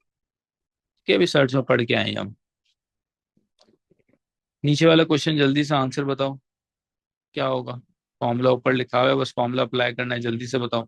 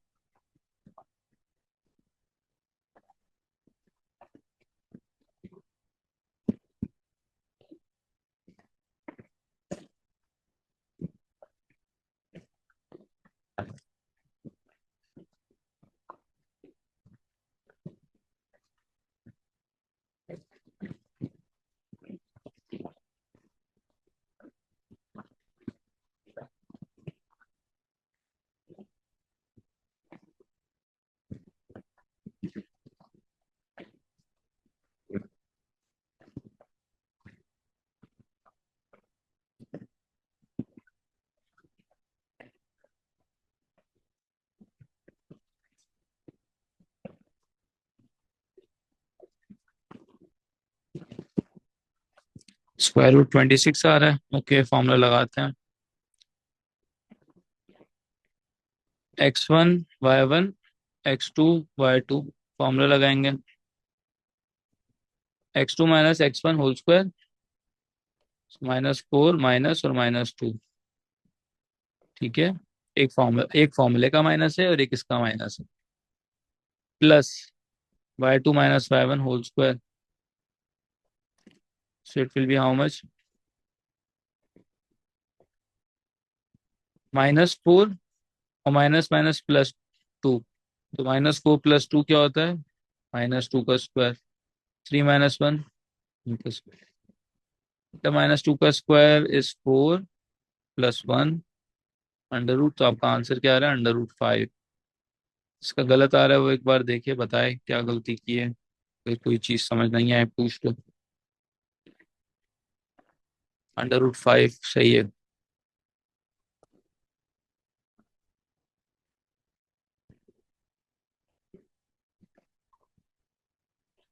ठीक है, साइन की गलती थी, ठीक है, बट इसको कोशिश करो भाई, पेपर तक सही करो। अच्छा भाई, मिड पॉइंट का फॉर्मूला, मिड पॉइंट होता है बीच का पॉइंट।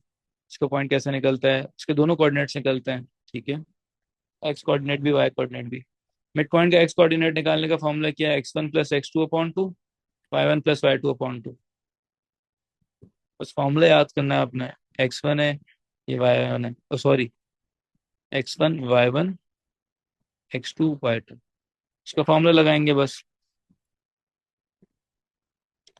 क्या करेंगे बेटा, x1 + x2/2 3 + 4/2 y1 + y2/2 5 - 2 अच्छा यहाँ प्लस होना था, बट यहाँ पे खुद इसकी माइनस की साइन है ना, इस वजह से माइनस लगाया है। ठीक है बेटा। 3 + 4 7, 7/2 और 5 - 2 3/2, ये आपके आ गए मिड पॉइंट के coordinates.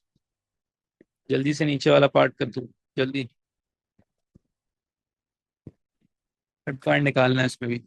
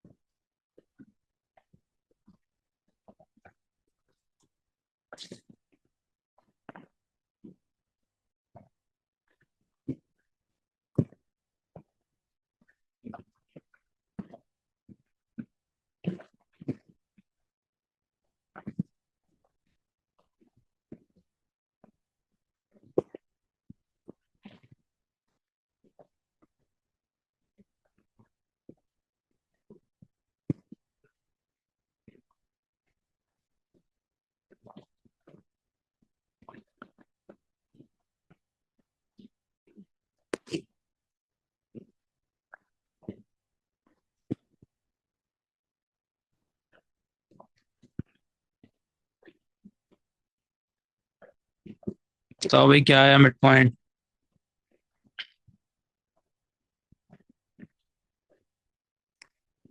x1 y1 x2 y2। Just we have to apply a formula x1 + x2/2 y1 + y2/2। तो -2 -4/2 4 + 3/2। ठीक है।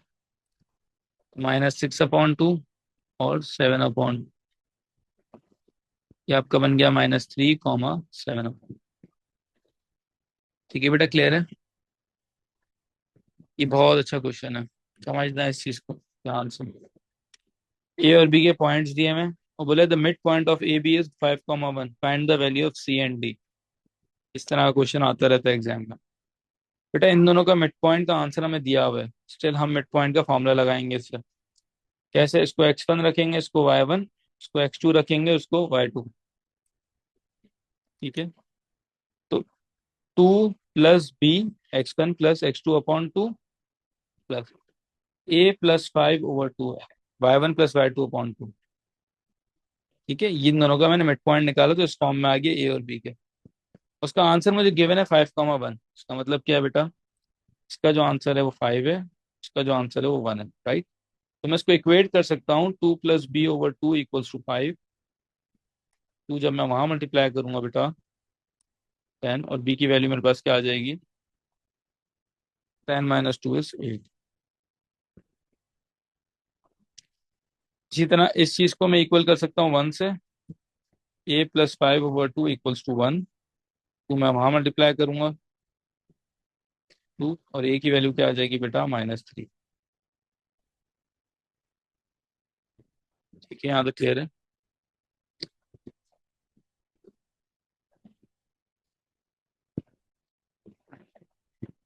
यहाँ तक किसी का कोई सवाल जल्दी से पूछ लो।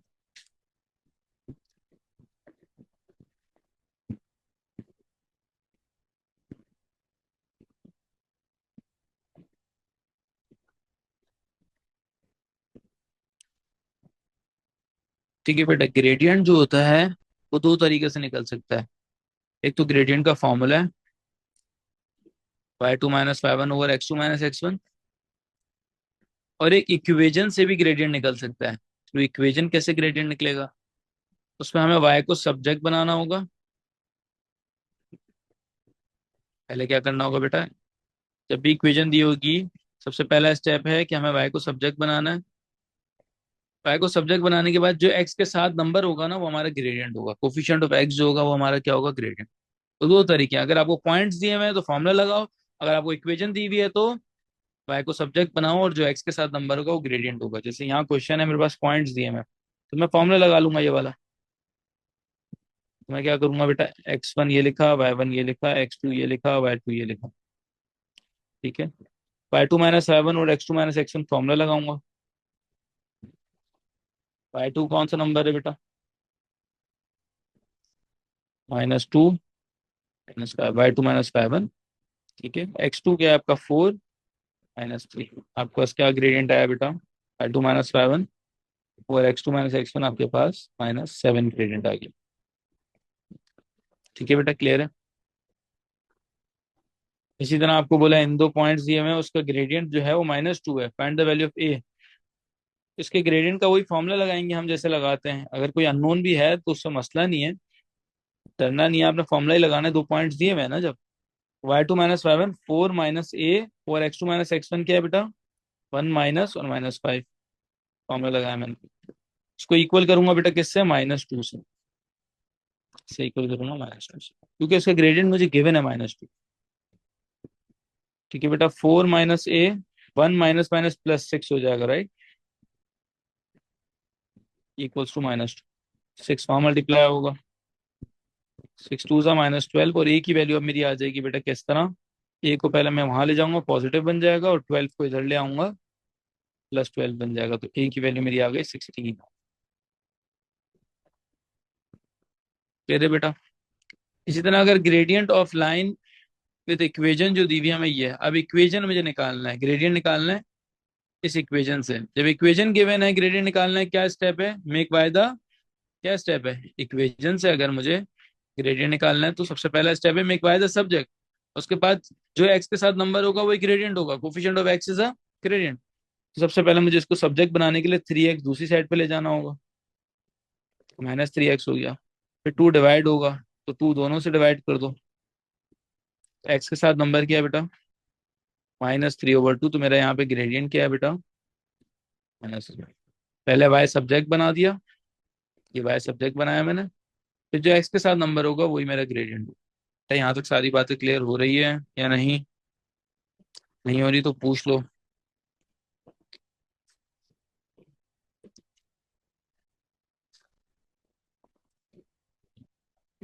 आपसे बताऊं, देखो बेटा, ग्रेडियंट निकालना है हमें लाइन का। ग्रेडियंट निकालने के दो तरीके हैं, एक मैंने बता दिया फॉर्मूला, फॉर्मूला जब लगेगा जब पॉइंट्स गिवन हो, वरना हम इक्वेशन से निकालेंगे ग्रेडियंट। तो इक्वेशन से कैसे निकालेंगे, इक्वेशन दी भी होगी ना हमें, इक्वेशन में हमें पहले वाई को सब्जेक्ट बनाना है, और फिर जो एक्स के साथ नंबर होगा ना वही ग्रेडियंट होगा। तो ये इक्वेशन दी हुई है हमें, उसमें मैंने वाई को सब्जेक्ट बनाया। कैसे वाई को सब्जेक्ट बनाया बेटा, 3x को पहले दूसरी साइड पे ले गया, 7 - 3x, फिर 2 डिवाइड कर दिया दोनों साइड। ठीक है बेटा, तो वाई क्या बन गया, मेरा सब्जेक्ट बन गया। 2 मल्टीप्लाई हो रहा था ना वाई से, तो 2 डिवाइड कर दिया दूसरी साइड पे। अब जो एक्स के साथ नंबर है ना वो मेरा ग्रेडियंट होगा। एक्स के साथ क्या है बेटा, मेरा -3/2। ठीक है,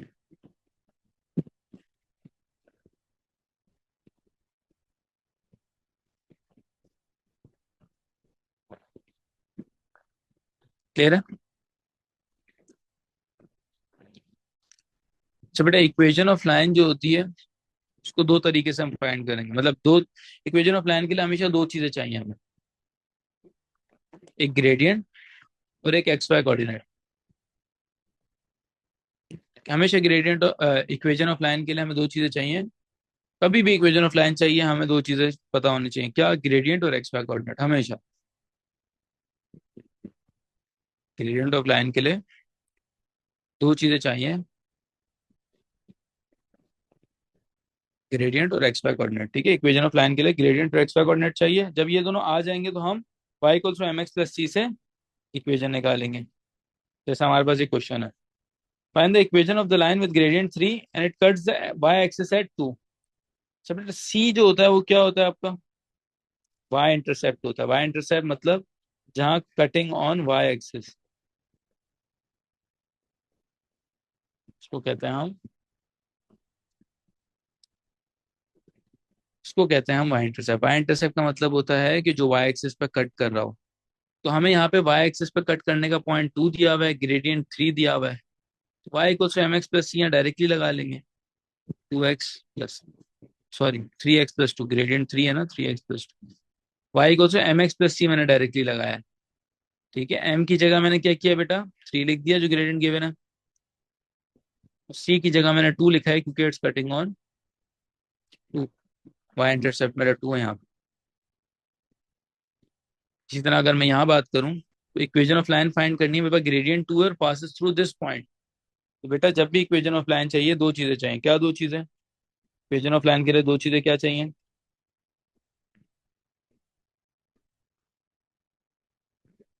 ग्रेडियंट और एक्स वाई कोऑर्डिनेट। बेटा ग्रेडियंट है मेरे पास 2 गिवन है, एक्स वाई कोऑर्डिनेट 3,5 गिवन है। मैं y equals to m x plus c से इक्वेशन बना सकता हूँ। वाई की जगह वाई की वैल्यू, एक्स की जगह एक्स की वैल्यू, और एम की जगह एम की वैल्यू। तो वाई की जगह 3 लिखूंगा, एम की जगह 2 लिखूंगा और एक्स की जगह 3 लिखूंगा।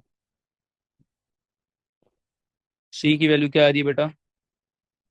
माइनस। ठीक है बेटा, यहाँ तक क्लियर है। अभी इक्वेशन ऑफ लाइन मैंने लिखी नहीं है, मुझे इक्वेशन ऑफ लाइन लिखनी है। सी की वैल्यू आने के बाद मैं एम की जगह एम की वैल्यू लिखूंगा 2, और सी की जगह सी की वैल्यू। ये मेरे पास आंसर है।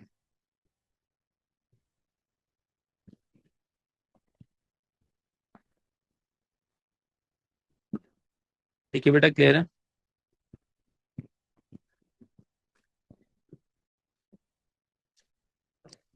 इसी तरह इक्वेशन ऑफ लाइन ए भी चाहिए, फिर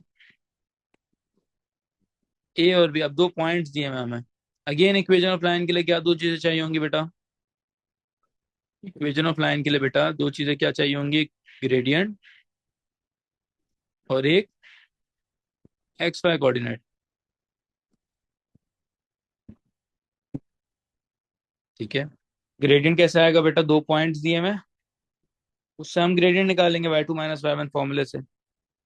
सो y2 minus y one 6 - 3 over x2 minus x1। x2 क्या है आपका? -1।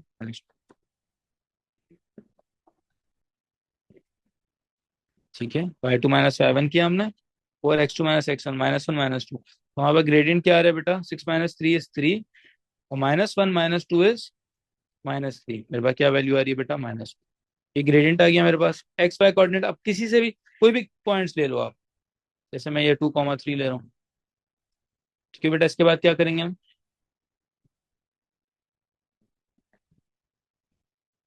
y equals to m x plus c का फॉर्मूला लगा। ठीक है, यहां तक करने के बाद y की जगह 3 लिखा, और x की जगह क्या लिखेंगे बेटा?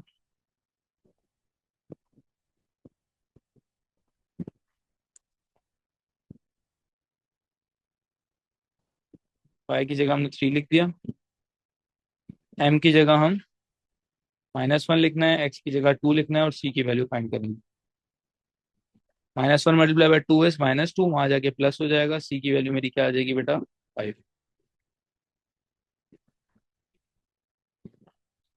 अब c आने के बाद भी बेटा इक्वेशन लिखनी है आपने, -1x प्लस 5।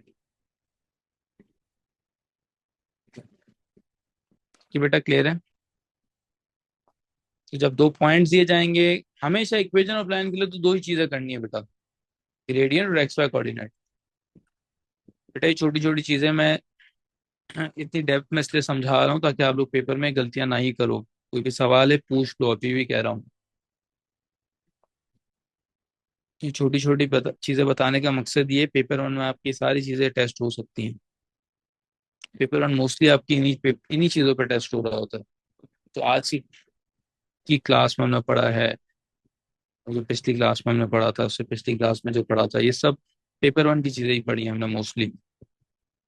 पेपर टू में जो है ये इनके बारे में कम सवाल होता है। पेपर टू में मोस्टली आपके जो मेजर चैप्टर्स हैं, बड़े चैप्टर्स हैं, जैसे फॉर एग्जांपल हो गया मेंसुरेशन, वेक्टर्स, और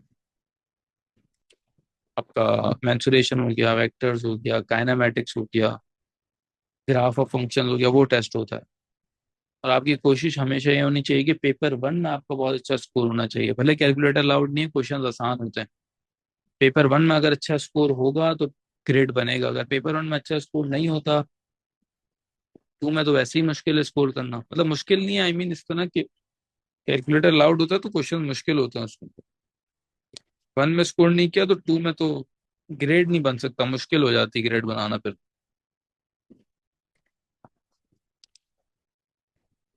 अच्छा बेटा, जब पैरेलल लाइंस होती हैं, पैरेलल लाइंस का मतलब है वो कभी भी इंटरसेक्ट नहीं करती और उनका ग्रेडियंट हमेशा सेम होता है। पैरेलल लाइंस अब सेम ग्रेडियंट और उनका वो कभी इंटरसेक्ट नहीं करती, वो चलती ही रहती हैं। ठीक है बेटा, इंटरसेक्ट नहीं करती, ग्रेडियंट उनका सेम होता है। ये बात याद रखनी, बहुत इंपॉर्टेंट बात जो इस चैप्टर के लिए, वो क्या है बेटा, इनका ग्रेडियंट जो होता है वो सेम होता है। उन्होंने कहा find the equation of the line which is parallel to this line. ये लाइन के पैरेलल है, मुझे ऐसी इक्वेशन ऑफ लाइन निकालनी है जो इस लाइन से पैरेलल है और इस पॉइंट से पास थ्रू हो रही है। अगेन इक्वेशन ऑफ लाइन के लिए क्या दो चीजें चाहिए बेटा, जल्दी बताओ, क्या दो चीजें चाहिए इक्वेशन ऑफ लाइन के लिए?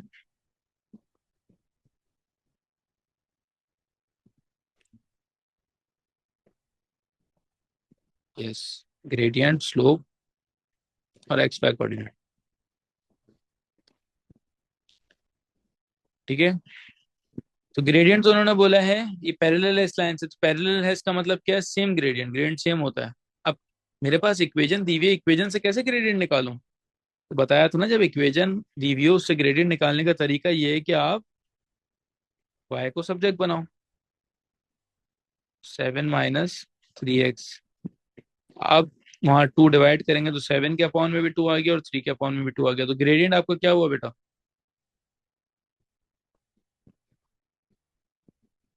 ग्रेडियंट आपका हो गया बेटा -3/2। यही ग्रेडियंट आपका, पैरेलल लाइन है तो सेम रहेगा। तो पास थ्रू दिस पॉइंट, तो पॉइंट इन्होंने कोऑर्डिनेट खुद दिया हुआ है हमें। बेटा बस फॉर्मूला लगाएंगे y = mx + c इक्वेशन का और निकालेंगे। y की जगह हमने 3 लिखना है, m की जगह -3/2, x की जगह 2।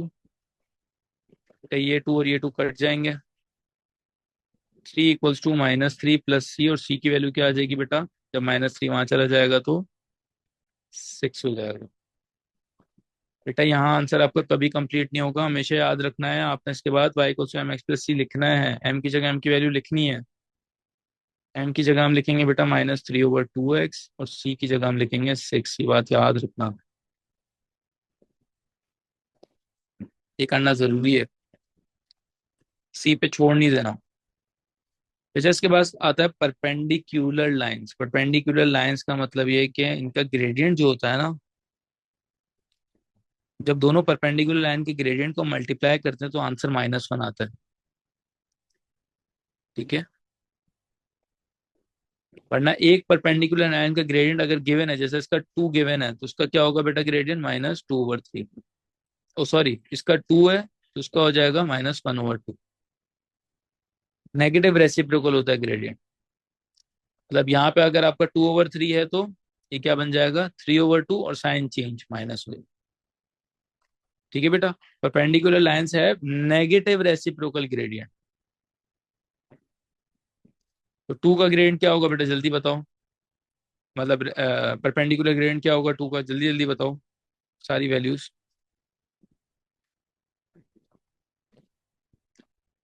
2 का परपेंडिकुलर ग्रेडियंट क्या होगा?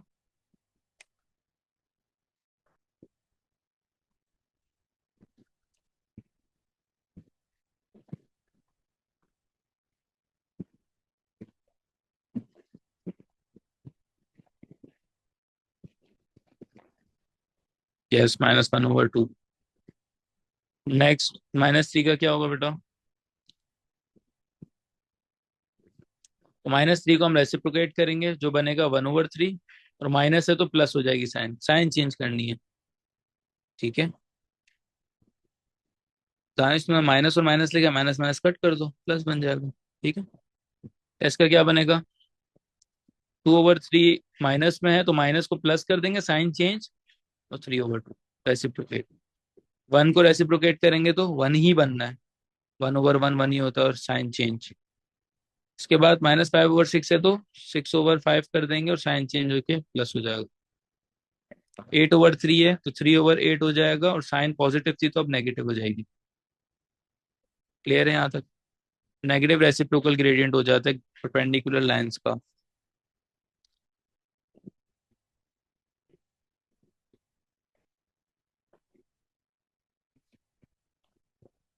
How does a perpendicular line looks like at graph, इस तरह देखो 90 डिग्री का एंगल बनता है इनका। ये मैंने बनाया हुआ है ना, ग्राफ में इस तरह होता है या फिर इस तरह हो। वैसे ग्राफ 90 डिग्री का एंगल बनना चाहिए कुछ इस तरह ग्राफ में दिखता है वो। ठीक है।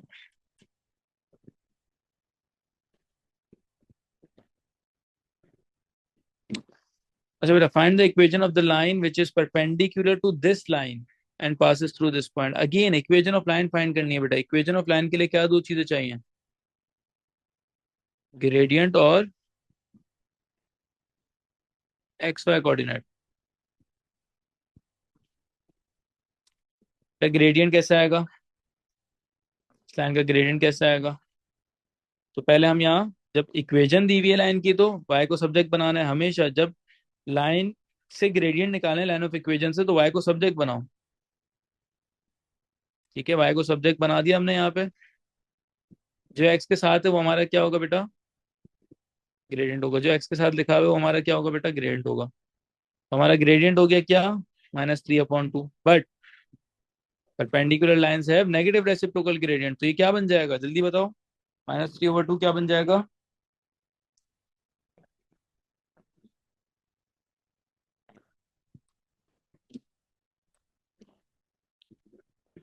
नेगेटिव रेसिप्रोकल होकर क्या बनेगा ये? +2/3। यस, कि ये ग्रेडियंट है वो हमारा। परपेंडिकुलर था ना, अगर पैरेलल था तो मैंने क्या किया था? चेंज नहीं किया था, सेम ही रखा था। ठीक है। अच्छा, एक्स वाई कोऑर्डिनेट क्या है बेटा? 2,3। अब क्या करें? y = mx + c लगाएं।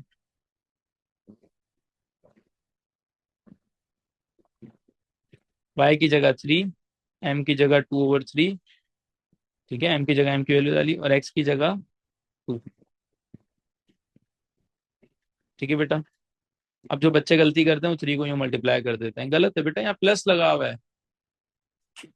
ऐसे 3 को इससे 3 से मल्टीप्लाई थोड़ी कर सकता।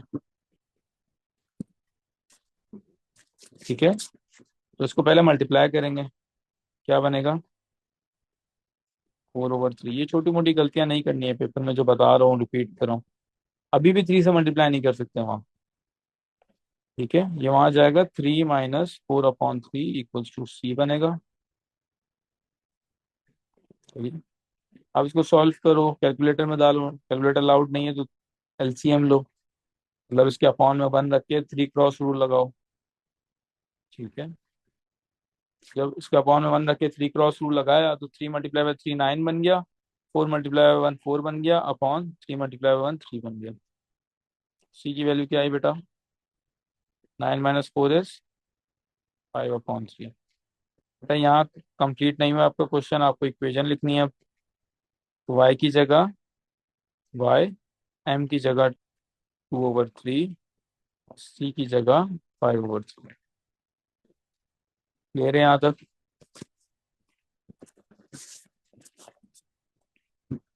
अच्छा बेटा, अब ये देखो, यहाँ था परपेंडिकुलर थी लाइन, सिर्फ परपेंडिकुलर का वर्ड था तो ग्रेडियंट को नेगेटिव रेसिप्रोकल किया था। यहाँ परपेंडिकुलर के साथ वर्ड है बाइसेक्टर का। बेटा परपेंडिकुलर के साथ क्या वर्ड है? बाइसेक्टर का। ये बहुत इंपॉर्टेंट क्वेश्चन है, 4 5 मार्क का आता है। निकालना क्या है? Equation of line. सही है बेटा। अब ये बात समझ लो, इक्वेशन ऑफ लाइन में दो चीजें चाहिए ना, ग्रेडियंट और पॉइंट, ये तो पता है आपको। जब बाइसेक्टर का वर्ड हो आएगा, हमेशा याद रखो बाइसेक्टर के वर्ड के लिए मुझे मिड पॉइंट निकालना है और वही मेरा पॉइंट यूज होगा। बाइसेक्टर का वर्ड है मिड पॉइंट, हमारा पॉइंट यूज होगा। बाइसेक्टर का वर्ड है हमारा मिड पॉइंट, पॉइंट यूज होगा। तो ये इनका मैं मिड पॉइंट निकालूंगा। मिड पॉइंट कैसे निकलेगा? x1 + x2 2 + 6/2, y1 + y2 3 + 9/2। तो 8/2 4 बन गया, 3 + 9 is 12/2 is 6। तो ये मेरे पास मिड पॉइंट आ गया। परपेंडिकुलर के वर्ड के लिए क्या करना होगा बेटा? परपेंडिकुलर का वर्ड कहता है हमें कि ग्रेडियंट को नेगेटिव रेसिप्रोकल करो। बेटा पहले तो ग्रेडियंट निकालना होगा। ग्रेडियंट कैसे निकलेगा? दो तरीके से निकलता है, एक हमारे पास पॉइंट से निकलता है फॉर्मूला, और दूसरा हमारा इक्वेशन से। इक्वेशन तो नहीं दी हुई ना, पॉइंट्स दिए हुए हैं, तो पॉइंट से निकालेंगे बेटा। पॉइंट से कैसे निकालेंगे? y2 - y1 से। 9 - 3 y2 - y1 और x2 - x1 6 - 2। तो 9 - 3 आपका क्या हो गया बेटा? 6/6 - 2 is 4। आपके पास ग्रेडियंट क्या आ गया बेटा? 3/2। क्या ये ग्रेडियंट सही है? नहीं बेटा, इस पे हमें रेसिप्रोकल ग्रेडियंट निकालना पड़ेगा। 3/2 बन जाएगा -2/3। अब क्या करें बेटा? बस इक्वेशन बना दें y = mx + c से।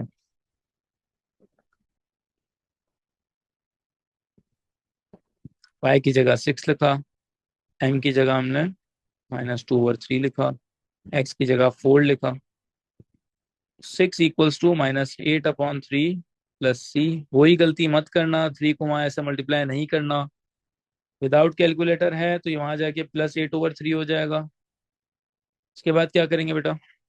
इसके अपॉन में 1 लिखेंगे और 3 क्रॉस रूल अप्लाई करेंगे। 3 क्रॉस रूल, यू मल्टीप्लाई और यू मल्टीप्लाई। तो 6 आपका मल्टीप्लाई होगा 3 से, 18। ठीक है, ये पहला क्रॉस हो गया।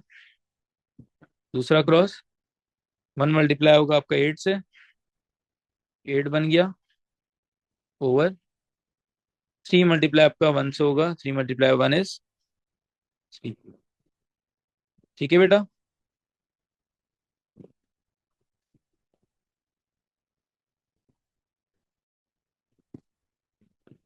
इसके बाद सी की वैल्यू क्या आएगी?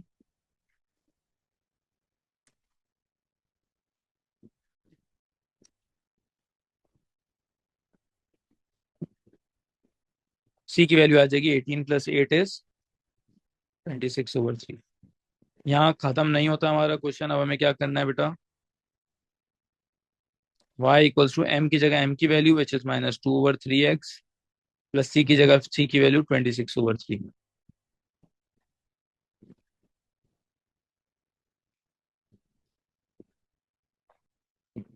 क्लियर है यहाँ तक?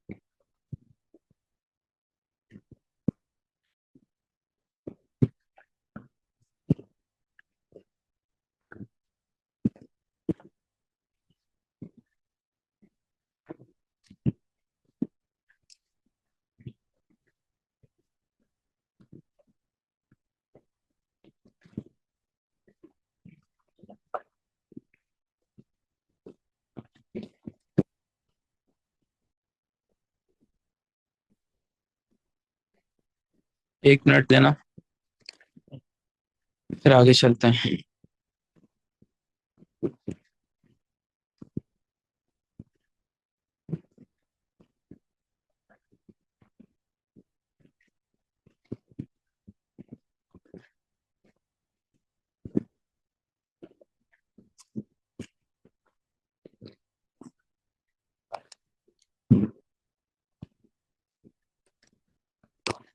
अच्छा बेटा, यहाँ पे हमें मिड पॉइंट निकालना है, बी का ग्रेडियंट निकालना है। जल्दी से मुझे निकाल के दो।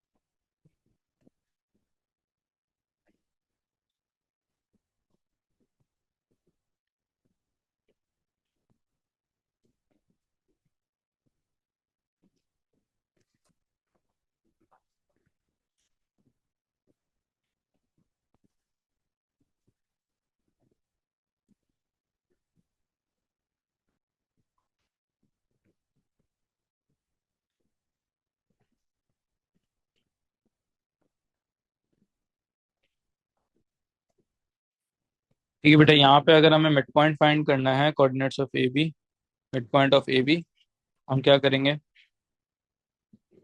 हम x1 x2 रख के इसको फाइंड करेंगे। ठीक है। x1 y1 x2 y2। ठीक है, फॉर्मूला लगाएंगे x1 प्लस x2, 2 + 5/2, 4 - 2/2। क्या आंसर आएगा, 7/2 कॉमा 2/2, 7/2 कॉमा 1 हो गया। ठीक है बेटा।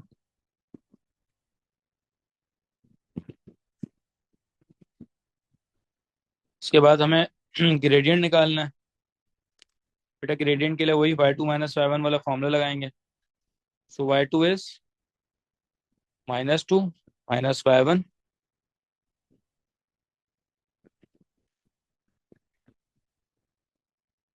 सो y2 - y1 लगाएंगे, y2 - y1 -2 -4। ठीक है। सो -2 -4 ओवर x2 - x1, 5 -2, 5 -2।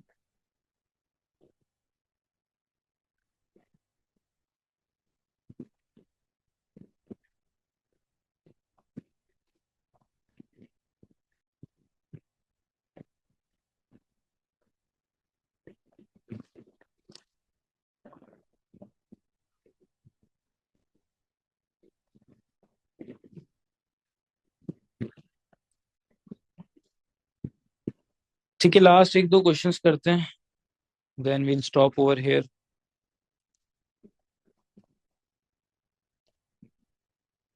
अच्छा बेटा, यहाँ कहते हैं A B is a line segment joining A here B. ठीक है। B is the mid point of the line segment A C, find the coordinates of C. ठीक है।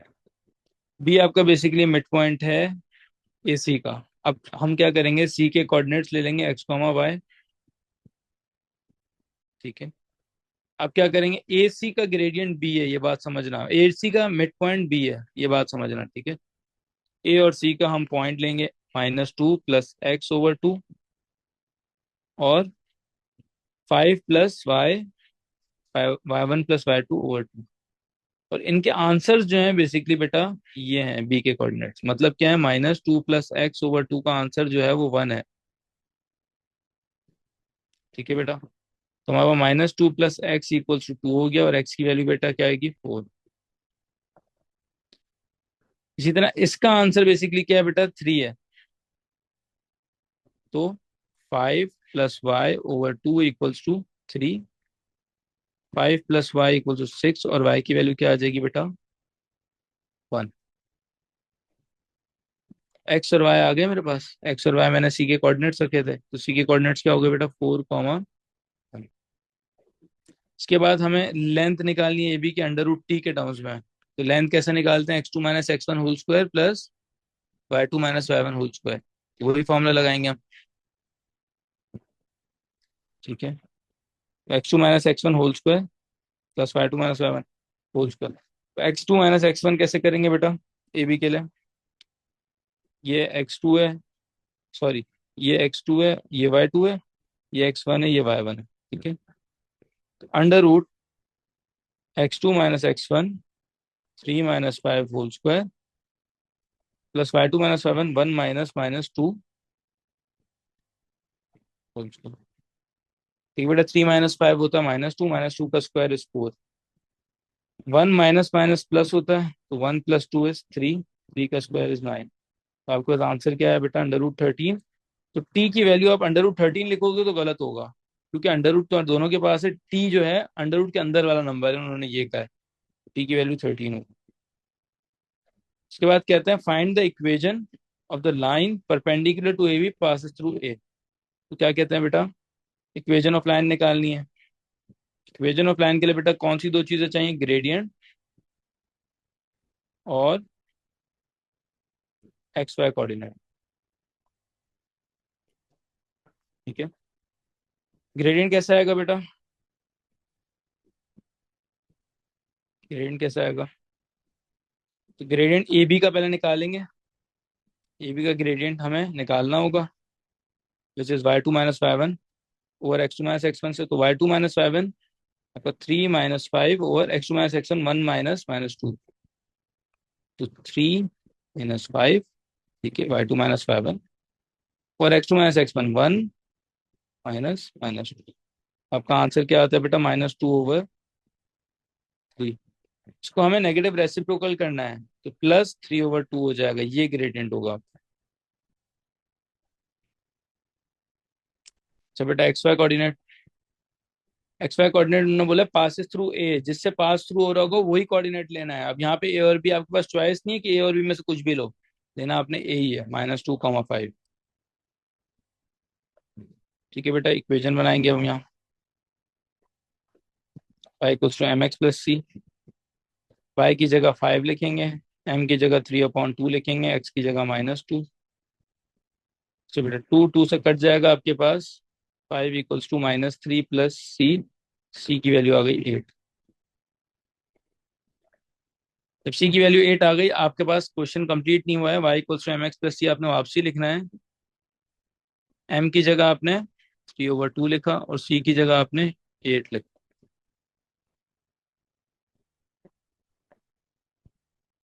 ठीक है बेटा, क्लियर है। एक लास्ट क्वेश्चन, यहाँ पे हमारा फिर कोऑर्डिनेट ज्योमेट्री का मोस्टली हर कॉन्सेप्ट कंप्लीट हो गया। ठीक है।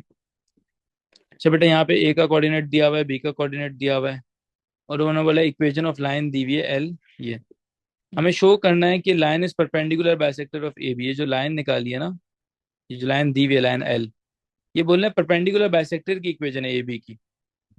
ठीक है, इसको सबको भूल जाते हैं हम, और हम ए बी की परपेंडिकुलर बाइसेक्टर की इक्वेशन निकालते हैं। बेटा मुझे कोई बताएगा कि इक्वेशन ऑफ लाइन में कौन सी दो चीजें चाहिए होती हैं? जल्दी से बताओ।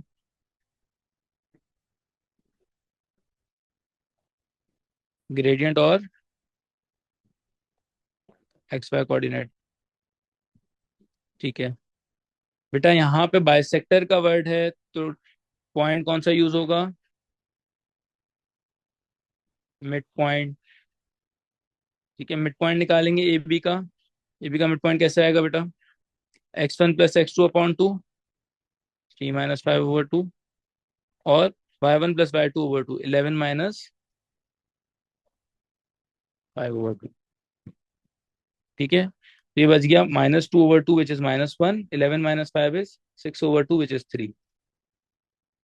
ये आपके पास मिड पॉइंट के कोऑर्डिनेट आ गए। ग्रेडियंट निकालना है अब हमने। तो ग्रेडियंट कैसे आएगा? इन दोनों के ग्रेडियंट का फॉर्मूला लगाएंगे हम, y2 - y1 से। सो -5 - 11 y2 - y1 और x2 - x1 -5 -3। -5 - 11 will be -16, -5 - 3 will be -8। आपके पास ग्रेडियंट आ गया 2। बेटा ये ग्रेडियंट हम यूज करेंगे नहीं, परपेंडिकुलर का वर्ड है तो ग्रेडियंट को नेगेटिव रेसिप्रोकल करना है, ये यूज करेंगे। बेटा पॉइंट है हमारे पास, हमारे पास ग्रेडियंट है, हम इक्वेशन बना देंगे y = mx + c से। y की जगह हमने 3 रखा, m की जगह -1/2 रखा है, x की जगह -1 रखा। तो अब c की वैल्यू हमारी क्या आ जाएगी बेटा? ये गलती नहीं करना कि ये 2 को हम वहां जाके मल्टीप्लाई कर दें, इस तरह गलत हो जाएगा। 3 - 1/2 इक्वल टू सी। अब सी की वैल्यू कैसे आएगी बेटा? 3 क्रॉस रूल, विदाउट कैलकुलेटर है तो 3 × 2 6 हो जाएगा, 1 × 1 1 होगा, और 1 × 2 2 होगा। तो सी की वैल्यू क्या आएगी बेटा? 5/2। बेटा यहाँ तक कंप्लीट नहीं हुआ है क्वेश्चन, हमें क्या करना है? इक्वेशन लिखना है y = m की जगह m की वैल्यू और c की जगह c की वैल्यू। ये हमारे यहाँ क्वेश्चन अभी भी कंप्लीट नहीं हुआ है, वैसे तो हो जाता, बट यहाँ पे हमें बोला है कि शो करना है हमें ये इक्वेशन हो, तो हमने तो कुछ और इक्वेशन बनाई है। बेटा अगर हम यहाँ देखें तो यहाँ पे 2y और x एक जगह है और 5 है, तो हम इसको इस चीज में कन्वर्ट कर सकते हैं। -1x + 5/2, 2 वहाँ मल्टीप्लाई होगा हमारा। ठीक है, -1x को अगर हम दूसरी साइड पे लेके जाएं तो प्लस हो जाएगा। तो ये देखो शो हो गई हमारी। शो करने के 5 मार्क्स थे, इस तरह पूरी इक्वेशन ही हमें बनानी थी। ठीक है, 5 मार्क का क्वेश्चन, तो देखो ये सेम चीज बन गई हमारी। ठीक है बेटा, कोऑर्डिनेट ज्योमेट्री हमारा कंप्लीट हो गया। इसमें कुछ और भी क्वेश्चन है पेपर 2 के, यू कैन ट्राई इट। ठीक है। मैं शेयर करूँगा PDF, आप लोग ट्राई करना। और उसके बाद इंशाल्लाह फिर नेक्स्ट क्लास से हम आगे के टॉपिक्स पे जाएंगे। यहाँ पे हम स्टॉप करते हैं। और जो टॉपिक्स मैंने करा दिए हैं अब तक, हमारे जो टॉपिक्स हो गए, नंबर्स हो गया है, अलजेब्रा हो गया है, और उसके बाद हमारा वेरिएशन का टॉपिक हो गया है, साइमल्टेनियस हो गया, फंक्शंस हो गया, एस्टिमेशन हो गया, कोऑर्डिनेट ज्योमेट्री हो गया, इंडाइसेस हो गया, सर्ट्स हो गया, स्टैंडर्ड फॉर्म हो गया। तो ये 9 टॉपिक्स हमारे हो गए। तो इनको आप अच्छी तरह रिवाइज करो, अच्छी तरह इनके क्वेश्चंस ट्राई करो। और ये सारे टॉपिक्स जो अभी अब तक हमने किए हैं P1 के लिए बहुत इंपॉर्टेंट है। यहाँ तक कोई सवाल है तो पूछ लो, वरना we are done for today.